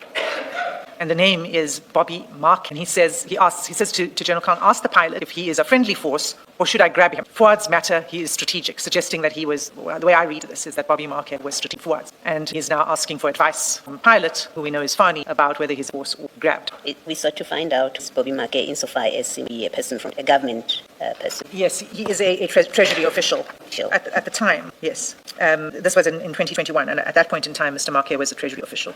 And then the next engagement on it is at page 6206, where Mr. Sayed at the top of the page says, what time is the pilot seeing the guys from MTN? 6206. So it'll become apparent why MTN, I mean, this is, again, just to remind you, related to this master contract, implementation contract, no particular aspect of the contract. And it is it's not just IT related, it is also about procuring handsets and data bundles and the like. So here Mr. Sayed says, what time is pilot seeing the guys from MTN? General Khan says, I'm going to ask him. And Mr. Sayed says, okay, that's 26 July 20. On the same day, at 6207, Mr. Sayed says, please confirm, Brew, I'm sitting with Josie. And General Khan says, I'm waiting for him to respond. And it seems that the him there is pilot, Fani. Mr. Sayed responds, okay, and then sends him a list of names. I'm not going to read those names, but I believe one of them, and that would be number 4, to be Josie. General Khan then just says the following, and this is, as we'll see from the context, a forwarded message. He says, just met them. SMADA can carry on and meet them tomorrow. Mr. Sayed says, excellent. And then he says, them means more than one person. Will be good to know who else he met. I will ask him. So the way, sorry, Commissioner Bedoya, I think of the question. I don't know if you can answer this. I was just pointing out that at 6207, right at the top, there's a request for names of people for the water wells. And then you've got that list of names. I don't know if you clarify any. No, I'm afraid I can't assist Commissioner Beloy. The reason I didn't go there was because I don't know enough about it to be able credible interpretation of it. Yes, what I have in my mind is that list could be a reference to the names of people for the water wells or the SMADA people for a different transaction. It doesn't say on this page. I guess I'm just being doesn't cautious say, about so it. we've, at least number 4 is involved in the SMADA arrangement, the SMADA entity. That's sufficient for me. But I'm not sure exactly what the meaning of the other names are, whether they are partners or whether it's related to something else. And so in the absence of more information, I just wouldn't say too much more about that. But what we see is that what General Khan forwards to him is a message saying that he's just met them. And in the context of speaking to Pilot, it appears that Pilot has now met with the relevant people in MTN. And he says, this is facilitating SMADA's access to MTN, saying, I just met them, SMADA can carry on and meet them tomorrow. He responds to say, them means more than one person, will be good to know who else he met. I will ask him. And then it continues from there, and this is important, because he then says, any news, and then he says something about the contract. What he then does, because we get to the contract a little later, and the relevance of this becomes clear with reference to the, apologies, Chair, it's 12:30. But you want to finish off the point we're making? It's actually a good point to break. Or to break at this point. Let's adjourn and resume at 2 p.m. Good afternoon. It is 13:59. We are ready to resume. Please make sure your devices are off. Thank you. Yes, Mr. Chair, we were dealing with the Siberia contract, and we were on 26 July 21, where General Khan reported to Mr. Sayed that General Fani had said that he met with them, and that SMADA, what seems to be the vehicle of General Khan and Mr. Sayed for the Siberia contract, would meet MTN the following day. Still on the 26th of July. Are we still at 6208 or are we going elsewhere? We're still at 6208. So the conversation concluded by Mr. Sayed saying, who else did he meet? Who else was it them? General Khan says he will ask them. And then what happens next is, on the same day, same page, Mr. Sayed says, for your information, told them to exclude 335, 34, and 35. Now, these are references to a draft memorandum of understanding between SMADA and Siberia, which I'm going to turn to in a moment. But before I get there, he continues by saying we have to conclude as Pilot can easily resolve, then we're good if he signs. And the next message, so we get 92.4 odd, 280, 30%. And the next message, how are we splitting on our side? And then he says, yes, maaf, meaning sorry, 33.3, suggesting that it is a one-third split. So there are 3 payments. So out of the 280. So this is the seeming arrangement for this MOU and how the SMADA beneficiaries will split the proceeds. But what do these clauses refer to? If you scroll down onto page 6209, Mr. Sayed shares the draft MOU with General Khan. And Commissioners, that is in the annexure bundle at page 85. So you'll see it's in a draft form. So there's some details that still need to be included such as who's going to sign it. Then paragraph 1 deals with the status of the agreement, etc. The key clause is paragraph 3, which captures the agreement between SMADA and Siberia. And you'll see from this MOU, and particularly from these clauses, that this really is a thinly veiled kickback agreement for facilitating this process, access to the contract with Treasury. So clause 3 is 3.1 begins that Siberia was awarded a contract. 3.2, and this is the critical provisions now. SMADA has forged close business relationships at the highest levels with the government of the Republic of South Africa, as well as in the private sector, and SMADA agreed to facilitate introductions, meetings, and/or presentations at the highest level of the government of the Republic of South Africa, as well as SMADA's business associates in the private sector, to ensure full implementation of the rules engine. Then if you look at 3.3.2, it says more specifically the parties agree as follows. 3.3.2, SMADA shall secure the necessary strategic partnerships subject to the final approval of Siberia. 3.3.3, SMADA shall ensure that Siberia continue to provide the services in the territory and to the employers introduced. 3.3.4, SMADA shall secure signature of the relevant service agreements where required in order to secure full implementation of the rules engine, as well as to provide active ongoing relationship management with any government department and/or municipality and/or parastatal and/or other private sector employer where the rules engine is operational. And then finally, 3.4, which deals with the fee. And 3.4 says, SMADA shall be entitled to the fee in respect of any specific payroll introduced and secured by SMADA, which has achieved full implementation, recorded that the fee shall incorporate the interests of any and all strategic partners as contemplated in, as well as any replacements of such strategic local partners. Now, what Mr. Sayed is concerned with. Oh, I beg your pardon, Chair. I skipped over an important provision, and that's 335. 335. Yes. I was wondering. Yes, it's with reference to, what it says is with reference to activation of the rules engine in terms of the master contract, specifically as it relates to the implemented respective central government. It is understood that the fee payable to SMADA in terms of this MOU shall be shared with such parties who assisted in achieving implementation insofar as applicable. So you'll see Mr. Sayed at 5 p.m.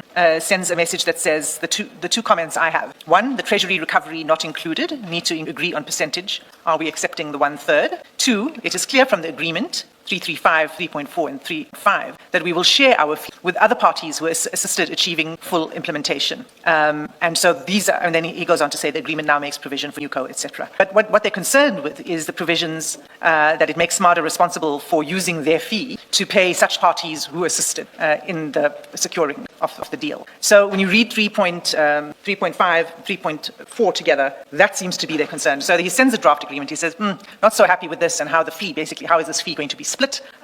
He's proposing it must be 1/3. It mustn't be shared with other. They shouldn't have to, from their fees, then pay other parties who assisted. And it seems, estimated value of the 200-something thousand million.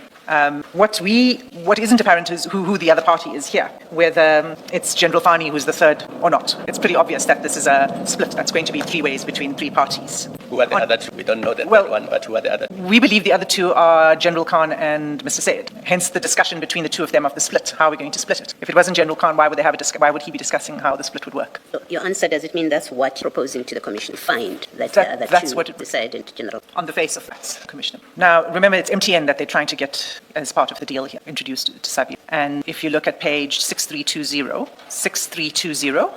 There's just something that troubles me on 609. Is Mr. Syed asking himself questions and then answering? It don't make sense. Look at the second one. How are we sitting on our side? And then an answer follows. And then there's exactly. So he can be communicating with himself, surely. Yes, it seems that it's a forwarded message. They are forwarded. Yes, and we could try to go through to other forms of the data that we have to see whether this was forwarded. But what it seems it does seem like his communication involving a third party. A third party. Yeah. We don't know who the third party is. But he proposes 30%, and then he corrects himself and says 33.3%, etc. And then comes a contract and sharing the concerns about the terms of the contract. And then at 6320, Mr. Sayed shares with General Khan an email from MTN that records that SMADA has been registered as an MTN supplier. And you'll see at the bottom of that page, General Khan responds saying, "Excellent, bro." And then at 6331, at the bottom of the page, well, let me just say this before we get to the screenshots. There are two texts from General Khan to Mr. Sayed above it. I dropped off the docs with the DM now at his house. We don't, and then it says, "Fuck." We don't know what docs. I haven't been able to establish clearly enough what docs were dropped off with the DM. At the bottom of the page, we see a series of screenshots sent from General Khan to Mr. Sayed. What this is a copy of the internal SAPS tender decision that recommends MTN as a bulk service provider for SMSs. And Chair, there's quite a few screenshots in the series here, but the recommendation itself is on 6343. So because it describes the four bidders, etc., and how it's a whole sort of background. You don't have 6343. Yeah, there are pages missing. 6331, and after that 6344. One thing we could do, Chair, perhaps, we'll look at our screens. Let's look at our screens. This can be. The alternative is to look at the answering affidavit file. Okay. And specifically annexure TN13, if that's any easier. Page 2. So it's TN13. It's page 285 and 286.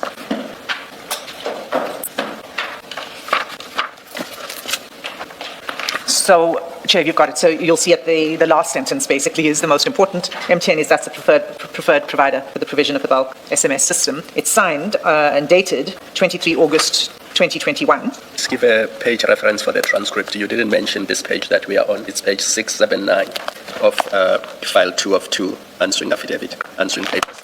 It's page 285. Document that is on the screen. Yes. We have it on 679, STN13. That's the correct yes, page, that's the but same you've got document. the different page number. Oh. It's TN13, it's page 285 to 86, and then on the WhatsApp chats itself, it's page 6343. Let's use your numbering. It may be that it appears several times, but Chair and I have TN13 as page 679. Okay. My apologies for that, Commissioners. And it is the document that... I think it has different case line numbering as well. So your 285 in red is the same as case lines on Correct. my copy. Same. They have different case line I numbering. see. Oh, I see. That might be the problem.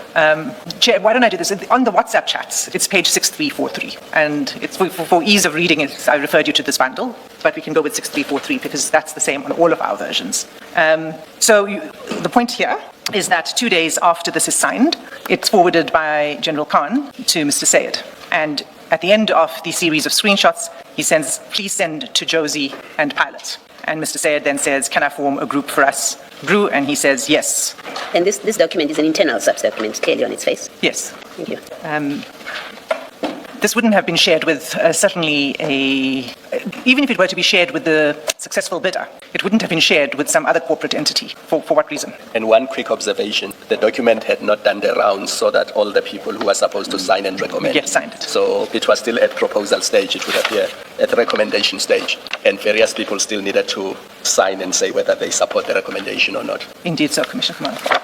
And it's not a PDF that's sent in one file. It's General Khan taking pictures page by page of the document with his phone and then sending the screenshots. And then again, he says, please send to Josie and Pilot. And Mr. Sayed says, can I form a group for us? And he says, yes. And then Mr. Sayed says, okay, Brew. And that, Commissioners, is where the communication on this particular contract comes to an end. So what we see emerging from these messages is that General Khan participated in this private commercial effort concerning Siberia's master agreement with National Treasury. That Fani, or Pilot, as we know the reference to Pilot, appears repeatedly again in this tender as an intermediary whose involvement is necessary for the successful conclusion of this exercise.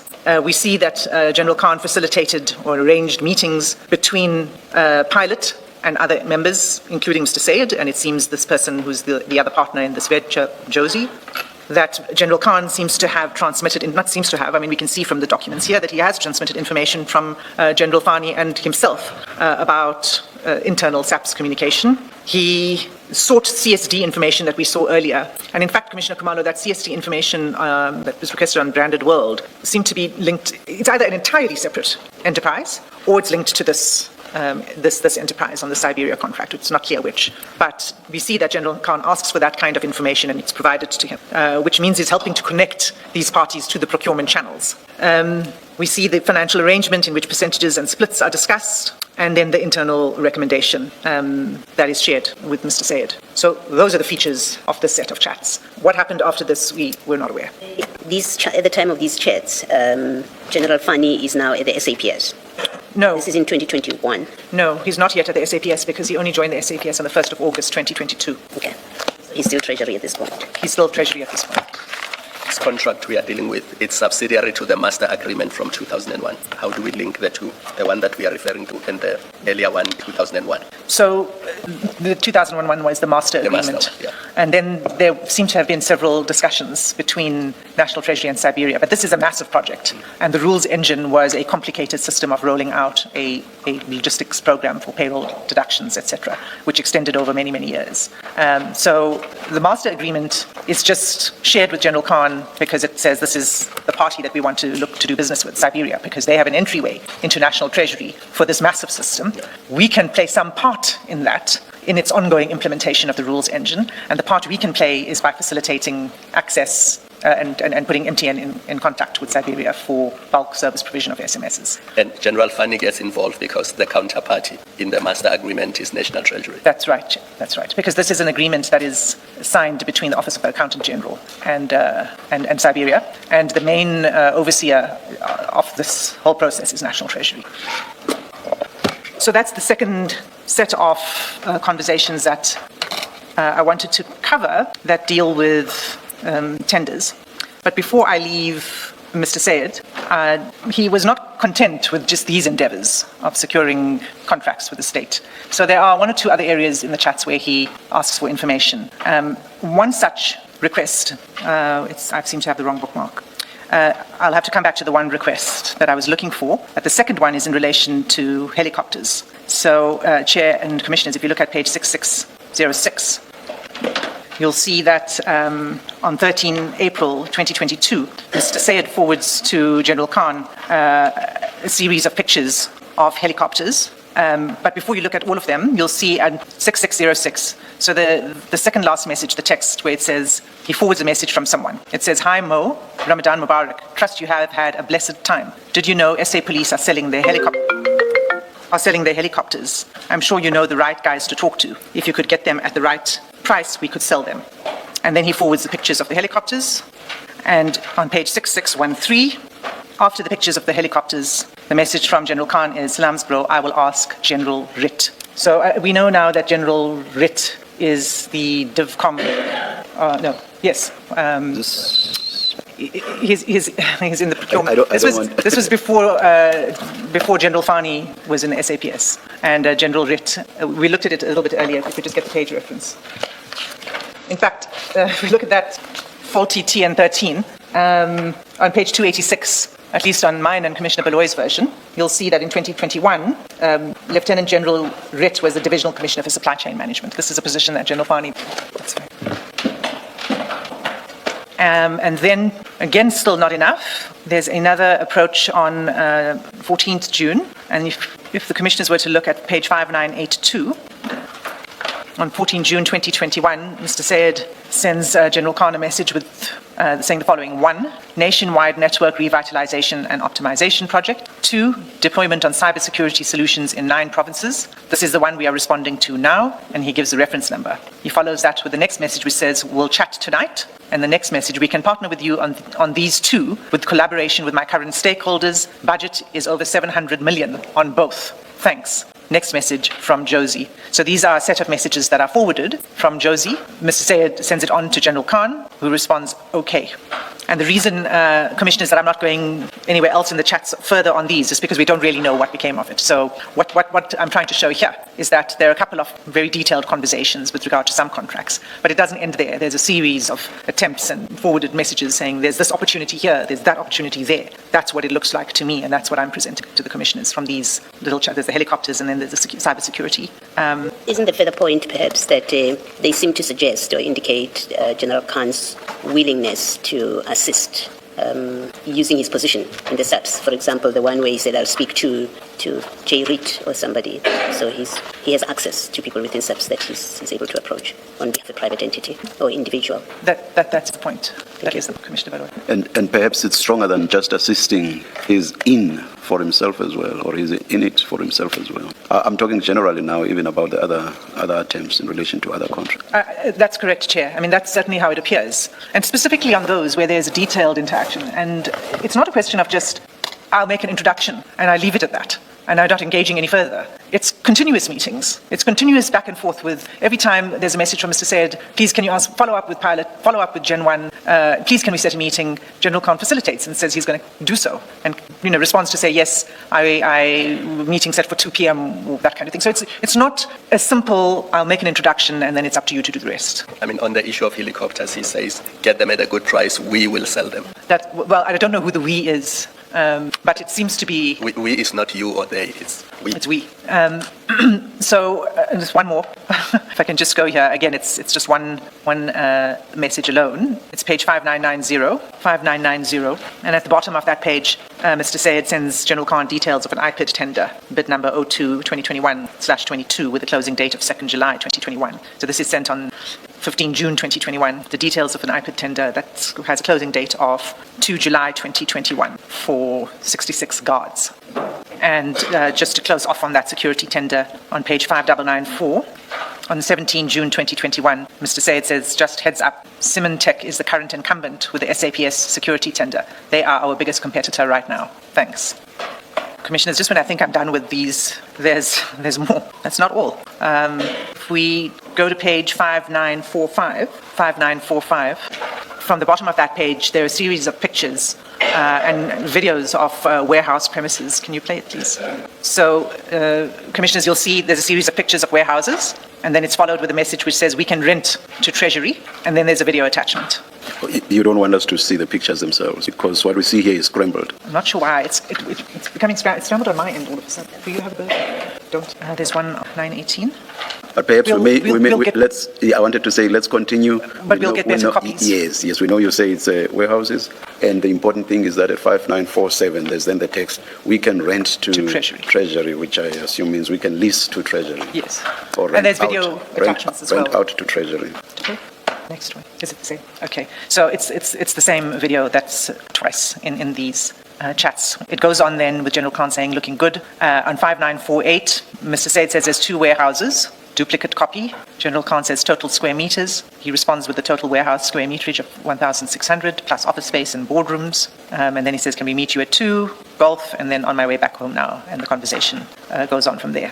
And then finally, on page 5987, on 15 June 2021, Mr. Said says, Brew, when you are with the pilot, please ask him what's the RT number to fill in for the warehouse rental. I want to put Jet Park on the system. General Khan responds, please don't discuss with Ali. We are in the meeting now with the pilot and R. And then Mr. Sayed says, okay, Brew, Ali can't finish. And General Khan says he made a big fuck up with Bobby. I don't know whether this Bobby is the same as the other Bobby that was referred to earlier. I won't comment on it. That is the conclusion of the exchanges on the warehouses. So, are you able to tell from other available material who Ali is? Not yet, Chair. All right. So, Commissioners, I took you through some detail on this because it shows a pattern of conduct and a relationship between Mr. Sayed and General Khan that involves financial beneficiation. That's not the only aspects of the chats with Mr. Mo Sayed, but as I said when I started out, I wanted to start with the tenders first before going into other aspects of the themes such as abuse of authority, etc. So I will return to the Mo Sayed chats again in due course. But I don't want to move off the tender theme, and for that I need to go to another chat because there's another tender. But before I do that, there was, at the outset when I was addressing the Commission on Carnilinx and the allegations against Carnilinx for illicit cigarette trading, there was one reference that I omitted to bring to the Commission's attention. And if I could go there now. I just need a moment, Chair, please, to find 6109. Commissioners, it's page 6109. So this was, actually it starts, Chair, 6107, on 7 July 2021, where Mr. Sayed forwards an article, a report, media statement in actual fact, that was prepared by Mr. Yusuf Abramji for an organization, a non-profit called Tax Justice South Africa. And the content of the heading of this media statement is Authorities to Blame for Tsunami of Illegal Tobacco Flooding South Africa. And it reports as follows, and I'm not going to read all of it, just the relevant part. A shocking new report shows a tsunami of illegal tobacco is flooding South Africa as a result of authorities' failure to act on damning evidence of the world's biggest black market. And then it quotes, there's a quote from Mr. Yusuf Abramji, and he refers to, on page 6108, he says illegal cigarettes are being sold for just 6 Rand per pack, a fraction of the minimum collectible tax of 21 Rand 60. And then he says brands belonging to Gold Leaf Tobacco Corporation are winning the illegal price war with a number of its South African brands purchased below the MCT. And then he names Carnilinx as guilty of the same conduct. So Mr. Sayed forwards this, sends this to General Khan, and along with the message, Abramji going to get, you know, my mother watches this commission, Chair. No, you may just say F up, bro. I'm tired of this language. It gets fucked up, bro. And General Khan responds. Ms. Hassim, we once got into problems out there when Mr. Chaskalsin vocalized the lyrics of a certain song. Yes. So let's not repeat that. Yeah. So General Khan responds, F him up, bro. He must stay in his lane. Now, you know, Chair, this was not the end, because there's another message after staying in his lane on 10 November 2021. Just get the page number, page 6458. And you'll see at the bottom of 6458 running over to 6459. We have a similar problem again. Chair, can you look at it on the screen? Yes. So what you'll see on the screen is a post by Mr. Abramji recording a survey that shows that 62% of Carnilinx brands retailed below the MCT. That's what he's posting about. And if you go below the chats, it's another post by the same organization, Tax Justice South Africa, and Mr. Mo Sayed says this P is asking for it, bro, and General Khan's response is, we can sort it out easily. Now, the reason I'm actually drawing this to the Commission's attention is not just because it's linked to Carnilinx and the subject matter we've been discussing and the allegations of illegal and criminal conduct by Carnilinx, but because it's not the only incident in which there is this attitude and hostility towards other individuals, including journalists. So what we see here is seen elsewhere in the conversations of General Khan. And for that, Chair, could you, well, again, I think you probably need to look at it on the screen because it may not have been included in your bundle. It's page 3431. And it's a conversation with a person whose name I don't need to mention, but he seems to be another police officer from KwaZulu-Natal. And he shares with General Khan an article from the Daily Maverick.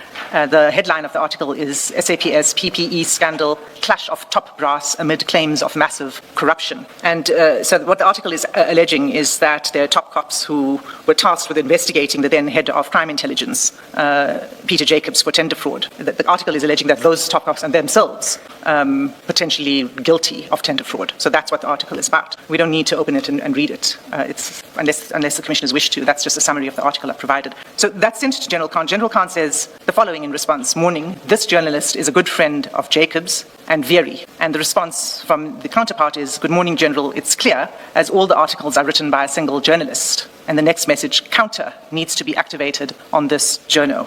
You say who is the journalist that is being discussed? Is it still Mr. Abraham G? No, it's a different journalist. It's a journalist with the Daily Maverick, a Miss Marian Tam. And then this communication, good morning, General, counter needs to be activated. And the earlier one, which says the journo is friends with Jacobs. You say who's communicating there? Who's communicating with General Khan?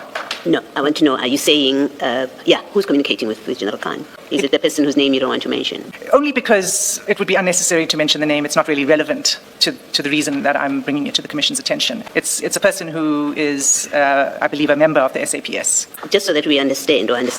So the first message, WhatsApp message, which says someone is a friend with Jacobs, who's writing there? Yes, that's General Khan. That's General Khan, okay. And then the next one? That's also General Khan, where he says, and Vieri. Yes, okay. So he sends it over 2 messages. Morning, this journalist is a good friend of Jacobs. Yes. And Vieri. Yes. And then the response from the other colleague person is, good morning, General, it's clear, as all the articles are written by a single journalist. Now, the article that I referred to, it was just one article.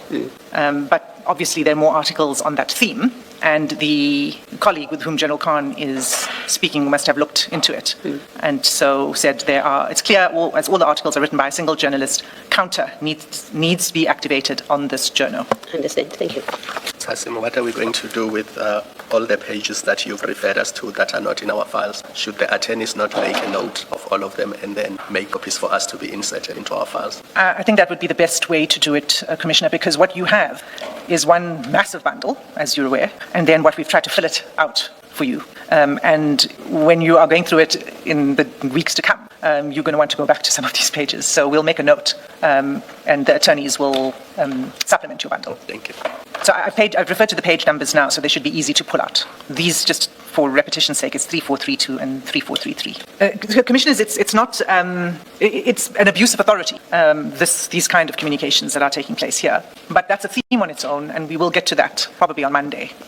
I know it lies with General Khan to explain the meaning, but do you have any idea what is meant by a counter having to be activated against the journalist? I mean, it could mean counter-intelligence, it could mean counter-attack, could mean, I can't say for sure, Chair, but it is something that needs to be done. Okay. In those circumstances, must we not know who that second communicator is there? This may potentially be quite serious, even if it's not something at this stage the Commission was not thinking of following up on. So, Chair, the only reason it's redacted is for the public. It shouldn't be redacted on your version. But because you don't have a version, all you can see is what's being flighted, I think. So in other words, when the missing pages are added to our files, it will not be redacted. Will be there, and we will be able to see. Yes. I'm trying to wrap my mind around why the public should not even know that. So, Chair, my approach to this was one of extreme caution. Okay, we still have Monday. Perhaps let's. I'll give it more thought, and if I feel it's something that should just be said publicly, then we could do. I didn't want to be, as I said, too reckless with the way in which we deal with these conversations. Let's leave it for now. We'll leave it for now, Chair, but I certainly, the commissioners will know who the person is when we supplement the bundle, and I'll think about it over the weekend. Thank you. Let's continue. Thank you. Okay. In fact, whilst you think about it over the weekend, I must say, as presently advised, my inclination is for the name to be divulged, especially if what this means is taking improper action against the journalist concerned. Why should the public not know about that? But I still leave it to you to mull over the week. I take your advice, Chair. Thank you. I'll make note of it. Thank you. Thank you. All right. So, Chair, the next tender topic, the next tender is located in a different chat, and it is a collection of chats between General Khan and one Mr. Ismail Valley, who is a businessman and who owns a motor sort of super vehicles store known as 357, and it is, I mean, I don't know the full details of the business, but it's a kind of place where you would go if you wanted to add bells and whistles to your vehicle. To pimp your ride. I knew you wanted to go there, Chair. So yes, that's what it is. Now, Chair, I must say at this point that there's some evidence that we would want to lead in camera in relation to this individual, and why we think that this is of particular significance that General Khan is communicating with this individual. But for the reasons I said this morning, it will require us to traverse some material that would be inappropriate to lead in public because it's SAPS information. But we've made the in-camera application already today, and we'll probably move that application on Monday, Chair. So I don't want to get into it now, but we will deal with it next week. And has it been made public, the application? I believe so. The attorney is not here, but I did speak to the attorney in one of our adjournments, and so I'm quite sure that it was, because we needed to give a certain amount of lead time to the media. Thank you. So, Chair, we'll return to that, but for now, if we go to that set of chats, and specifically page 5129, yes. May we put away file 2 so long? File 2 of your 4 bundle. That's the one we've been looking at for the Chair, most what part. page does it begin on? It's 5482. You can put that file away, Chair. Thank you. You said page 5129. 512. Chair, there is just one thing I need to check, which will require just 2 minutes from my side, but because I'm jumping topics, I haven't had time to think about it. Could I ask for a 5-minute adjournment just to find the relevant document? Let's adjourn. We'll hear from you. Thank you, Chair.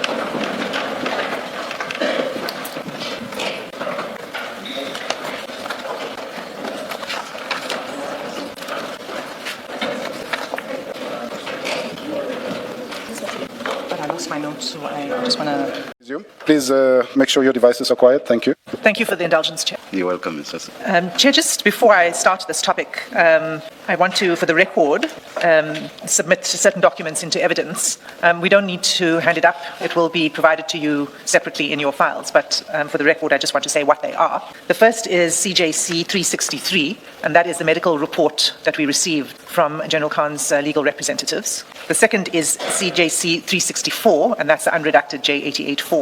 The third is CJC 365, and that's the company details for Branded World Closed Corporation. And the fourth is CJC 366, and it's the company details for Branded World, a company in terms of private. Those are the 4 that I wish to submit into evidence, just for the record. Ms. Hassim, the medical reports, of course, they will be redacted or treated with the necessary confidentiality, however you plan to do it. There's only one copy of the medical report and the J88. And the J88, which is in my possession, Commissioner Baloy. Once we conclude today, I will insert them into the main exhibit folder confidentially into a folder separately, so that it's only accessible to the commissioners and the evidence leaders. So that there isn't any other copy. We've not made copies of this, except a copy for Mr. Valley. I think you've got a copy. I believe I supplied the copies to you, Mali. I thought there was a copy being provided in the adjournment of the J88. No. Or was it just the number? Just the number. Okay. So nobody else has copies, Commissioner Baloy. Right, so let's get back to it.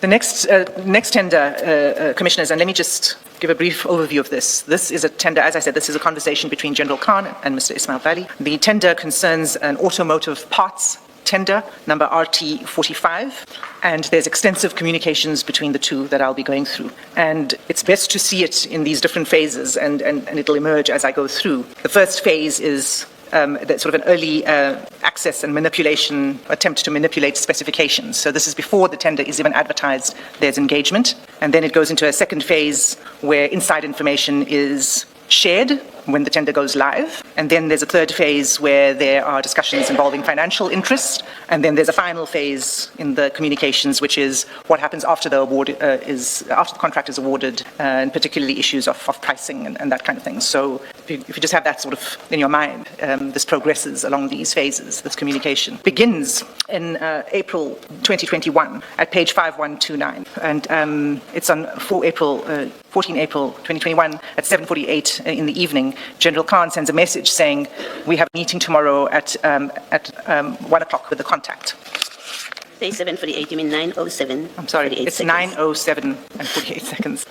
Thank you, Commissioner Biloy. Meeting tomorrow at 1 o'clock with the contact. And then on the next day, let me finish this. He then responds, Mr. Valley, "Yes, bro, must I come?" And then General Khan says, "Can you talk now?" And Mr. Valley says, "Must I call you?" General Khan says, "Yes." On page 5130, Mr. Valley sends General Khan a message, 15 April 2021, 9:02 a.m.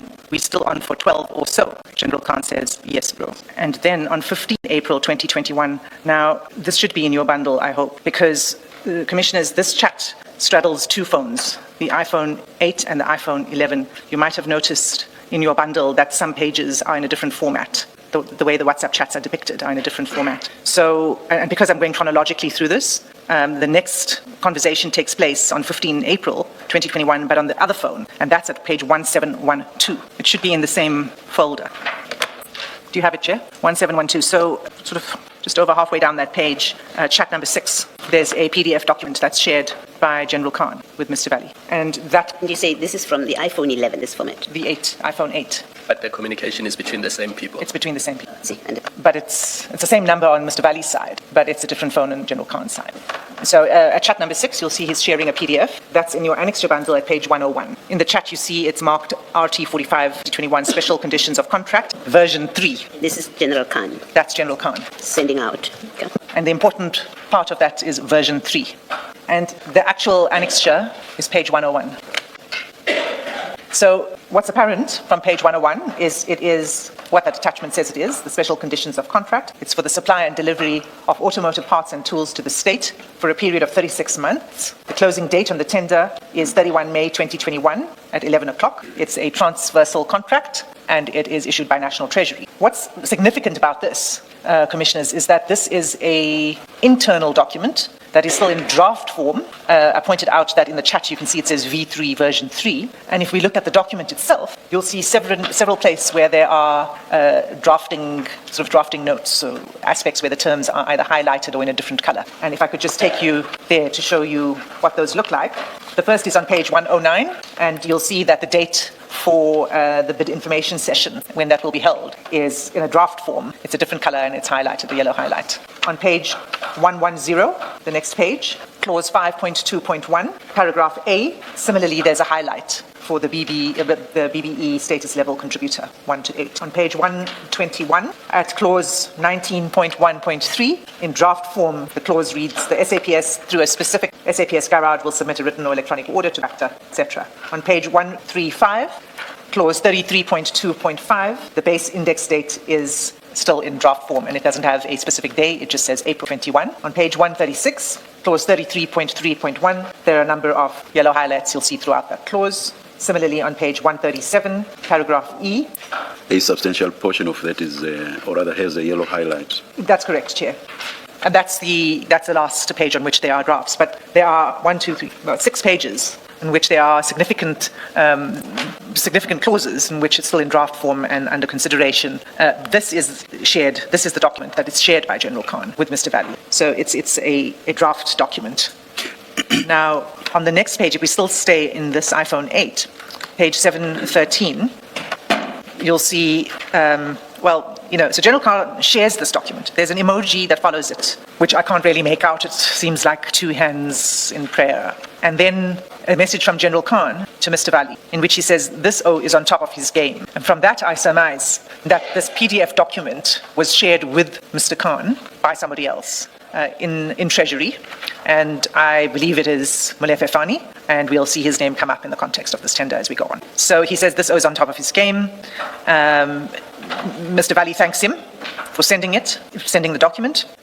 Ms. General Khan responds, can we please make it 2:30? And Mr. Valley responds, sure. So that is 15 April 2021. If we revert to the iPhone 11 on page 5134, the top of the page, Mr. Valley says, any news from Oak we met, when it will be advertised? And General Khan responds by end of the month. And Mr. Valley then says, okay, we will keep eye out, and he should tell us, ne? General Khan responds, he will. And again, I think the he in this context is Mr. Fani at this point. And Mr. Valley responds, thank you, and then says at 7:49 p.m., inshallah, we get a decent slice. So his communication here with General Khan is not about a third party. He's saying we get a decent slice. So as of we fitting in one way or another, again, there's a reference now with a whole different person. God willing, we get a decent slice. But when it is not General Khan speaking, the other possibility at least could be that Mr. Valley is referring to himself and his company, or to himself and his associates, excluding General Khan.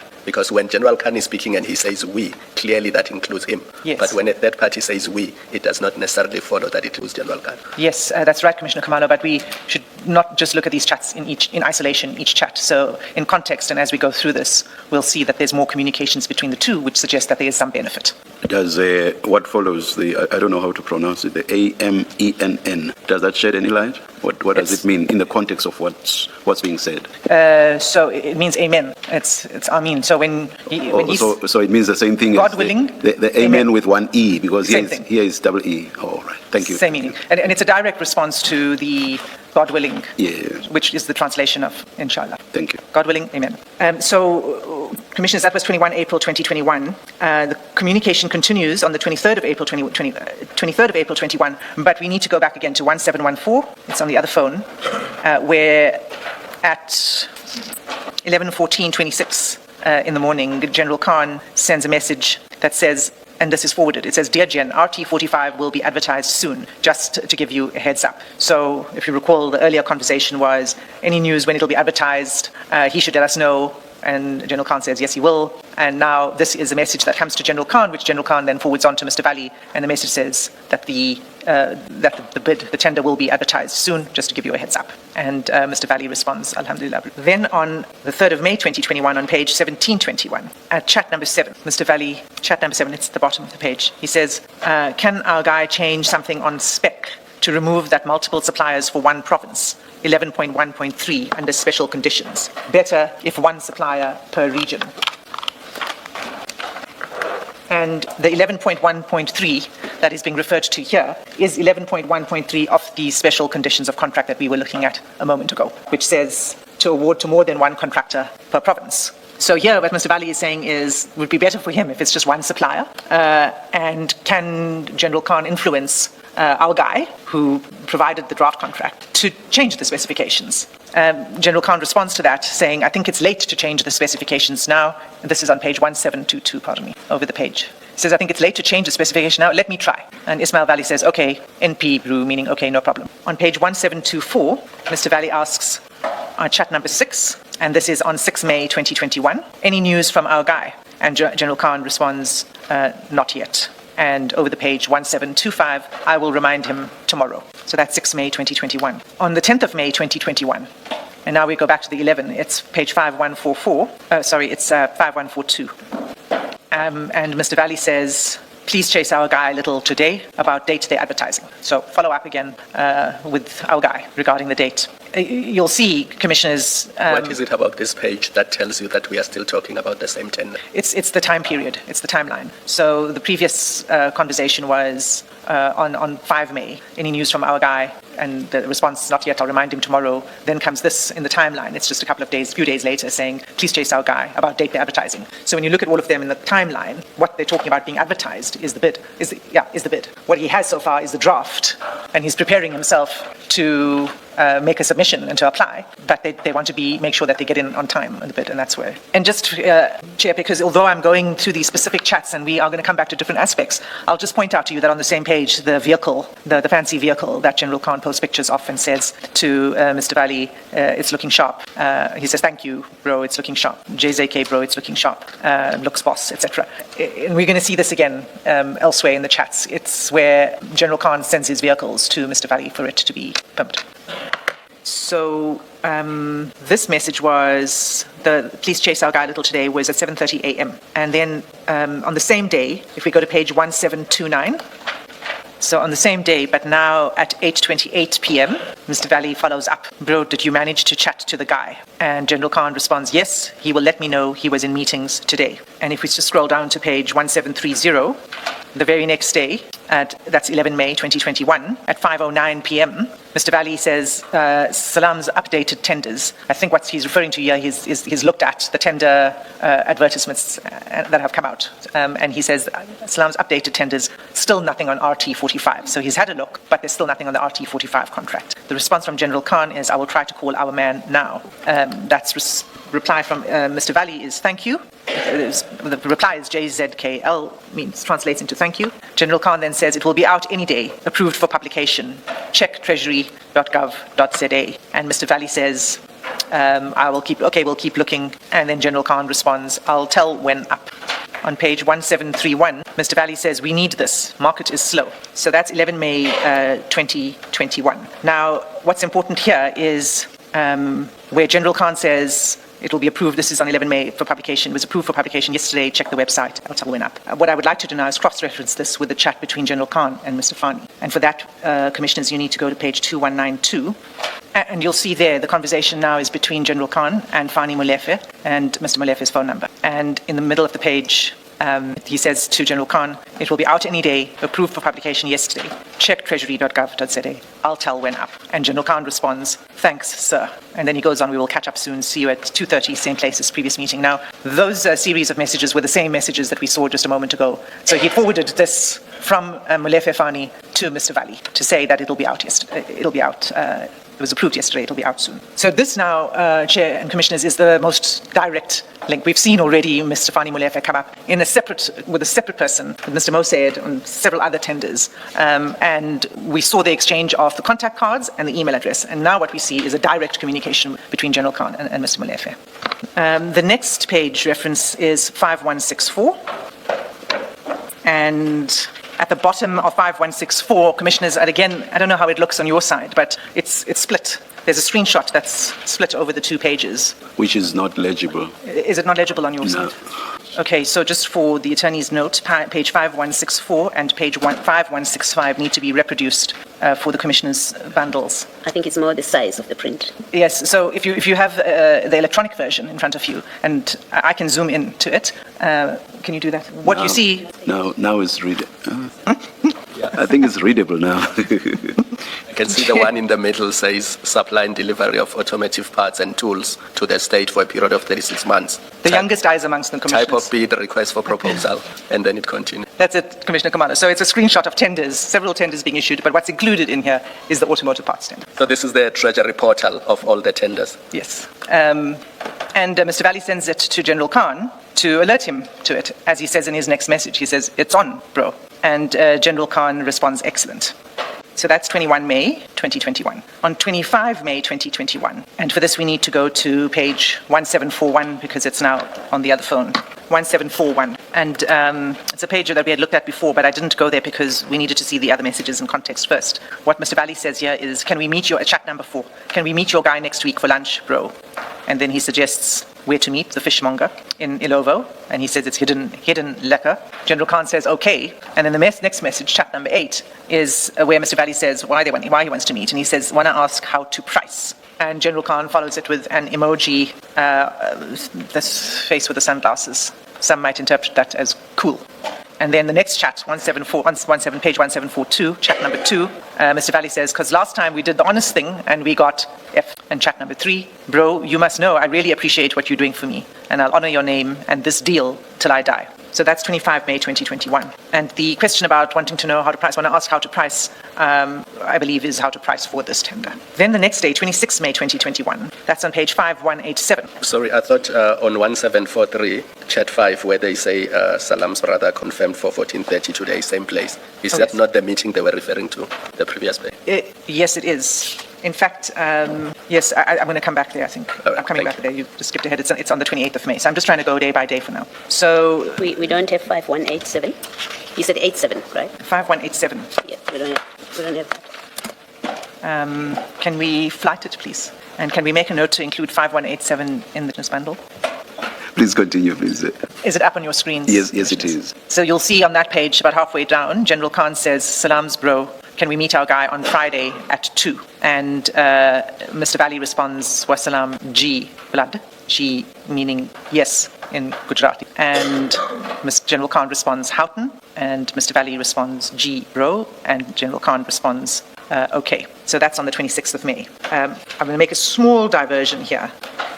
So that's where we go to Commissioner Khumalo, where you were a moment ago, on 28 May, where he says, "Confirmed for 14:30 today, same place." And Mr. Valley says, "Thanks." So this is now the Friday. So the other one where it says, "Can we meet our guy Friday at 2 o'clock Houghton?" That was on the 26th of May, which is a Wednesday in 2021. On the Friday, this is the confirmation that the meeting is now taking place on the Friday. And then the real actual diversion I wanted to make, and just very quickly, is on page 591, and that's on 31st of May 2021. And it's halfway down the page. Sorry, it's 5191. It's not about this tender. It's on the 31st of May 2021, halfway down the page, Mr. Valley says, "Salams, I can't find RT84. Also looking for anything related to warehousing. I will keep on checking. My bro, okay, thanks." So while on the one hand, they're busy with the RT45, there's a lot of things going on. There are a lot of, again, how can we strike a deal here? How can we strike a deal there? The same pattern as we saw in the chats with Mr. Sayed. So it's a small diversion to show you there's another conversation about a warehousing contract. David, you showed us the chats between General Khan and Mr. Fani. But that is now when the tender is being advertised in late May. But the earlier chats between Mr. Valley and General Khan talked about influencing the general conditions, so the document before the tender is issued. And then they kept saying, "I'll talk to my guy." Do we have a set of chats between General Khan and that guy where they now deal with the general conditions of the tender? Commissioner Khumalo, we don't have a set of chats dealing with that exchange. But what we see here is there are gaps all over the place. And it's obvious that the communications are not happening on only one platform. They are either happening on another platform, whether it's Signal or Telegram, or it's happening on a phone call, or they're happening in person when there are meetings that take place. So we're only seeing part of the picture. Yeah. I think what I'm getting at is in reference to our guy in the earlier parts of the conversations. I just want to tie it up with the later conversations in May, because there's always a possibility that there are two guys and not one. And for me to link the our guy in the earlier chats to the later chats, that connection is important. But if it's not there, then there isn't an obvious connection. But again, as we go through this, what we will be submitting to the Commission is that guy is Fani. Sorry, just to complete the warehousing diversion, page 5193. So the earlier chat was looking for the warehousing. On page 5193, Mr. Valley says, and this is on the 1st of June 2021, "Nothing on warehousing. Please, when you can, to message your man, and also around SAPS pricing." So they still haven't resolved the issue of how to price. General Khan says, "Wassalam, on it." And then Mr. Valley responds, "Thank you, my bro." And General Khan says, "Salam's brew, he called me now. He will send me the stuff tomorrow, inshallah." So again, this is a conversation that takes place with somebody on a telephone. It's likely Fani, but we don't know. But this is on a separate contract. This is just the diversion into the warehousing. 5194? Yes, and then on 5194, we see that General Khan says, on the 4th of June, 2021, we're meeting our man at 2. And then at 51, yes, that's it. There's an exchange in 5195. They're talking about two things at the same time. You can see they're talking about two things at the same time. So General Khan says we're meeting at 2 o'clock, and there's an interruption about the other conversation they're having. And then Mr. Valley says, "Gee, blood, that's perfect." That's 1st of June, 2021. If we look at page 1749, General Khan sends a message to Mr. Valley, and the message reads, "Let's meet on Friday. I'll come that side. I'll bring all the documents with me." And Mr. Valley responds, "Thank you, bro. That's okay with me." If we scroll down on page 1750, bottom of 1749, Mr. Valley says, "What time we meeting?" 1750, General Khan says, "He will let me know tomorrow morning." So the meeting that's being set up here is not just a meeting between General Khan and Mr. Valley. It's a meeting between General Khan, Mr. Valley, and the third person who is assisting, has agreed to meet tomorrow morning. And then we move to 17 June 2021. So we don't have any further information about that. The meeting may or may not have taken place. It seems to have taken place. There's a short interregnum of a couple of weeks, about 2 weeks. And then on 17 June 2021, page 5204, Mr. Valley says, on the third chat, We will be ready with the file by next week, 24th, and pricing, inshallah. And General Khan responds, Wassalam bro, inshallah. And Mr. Valley says, Amin, and repeats what he said earlier. If we look over the page 5205, we need this, bro. It's bloody tight. And General Khan agrees with him. Everywhere is tight, bro. And the conversation goes on, and Mr. Valley says, we need another source of income, bro. That's on 5205.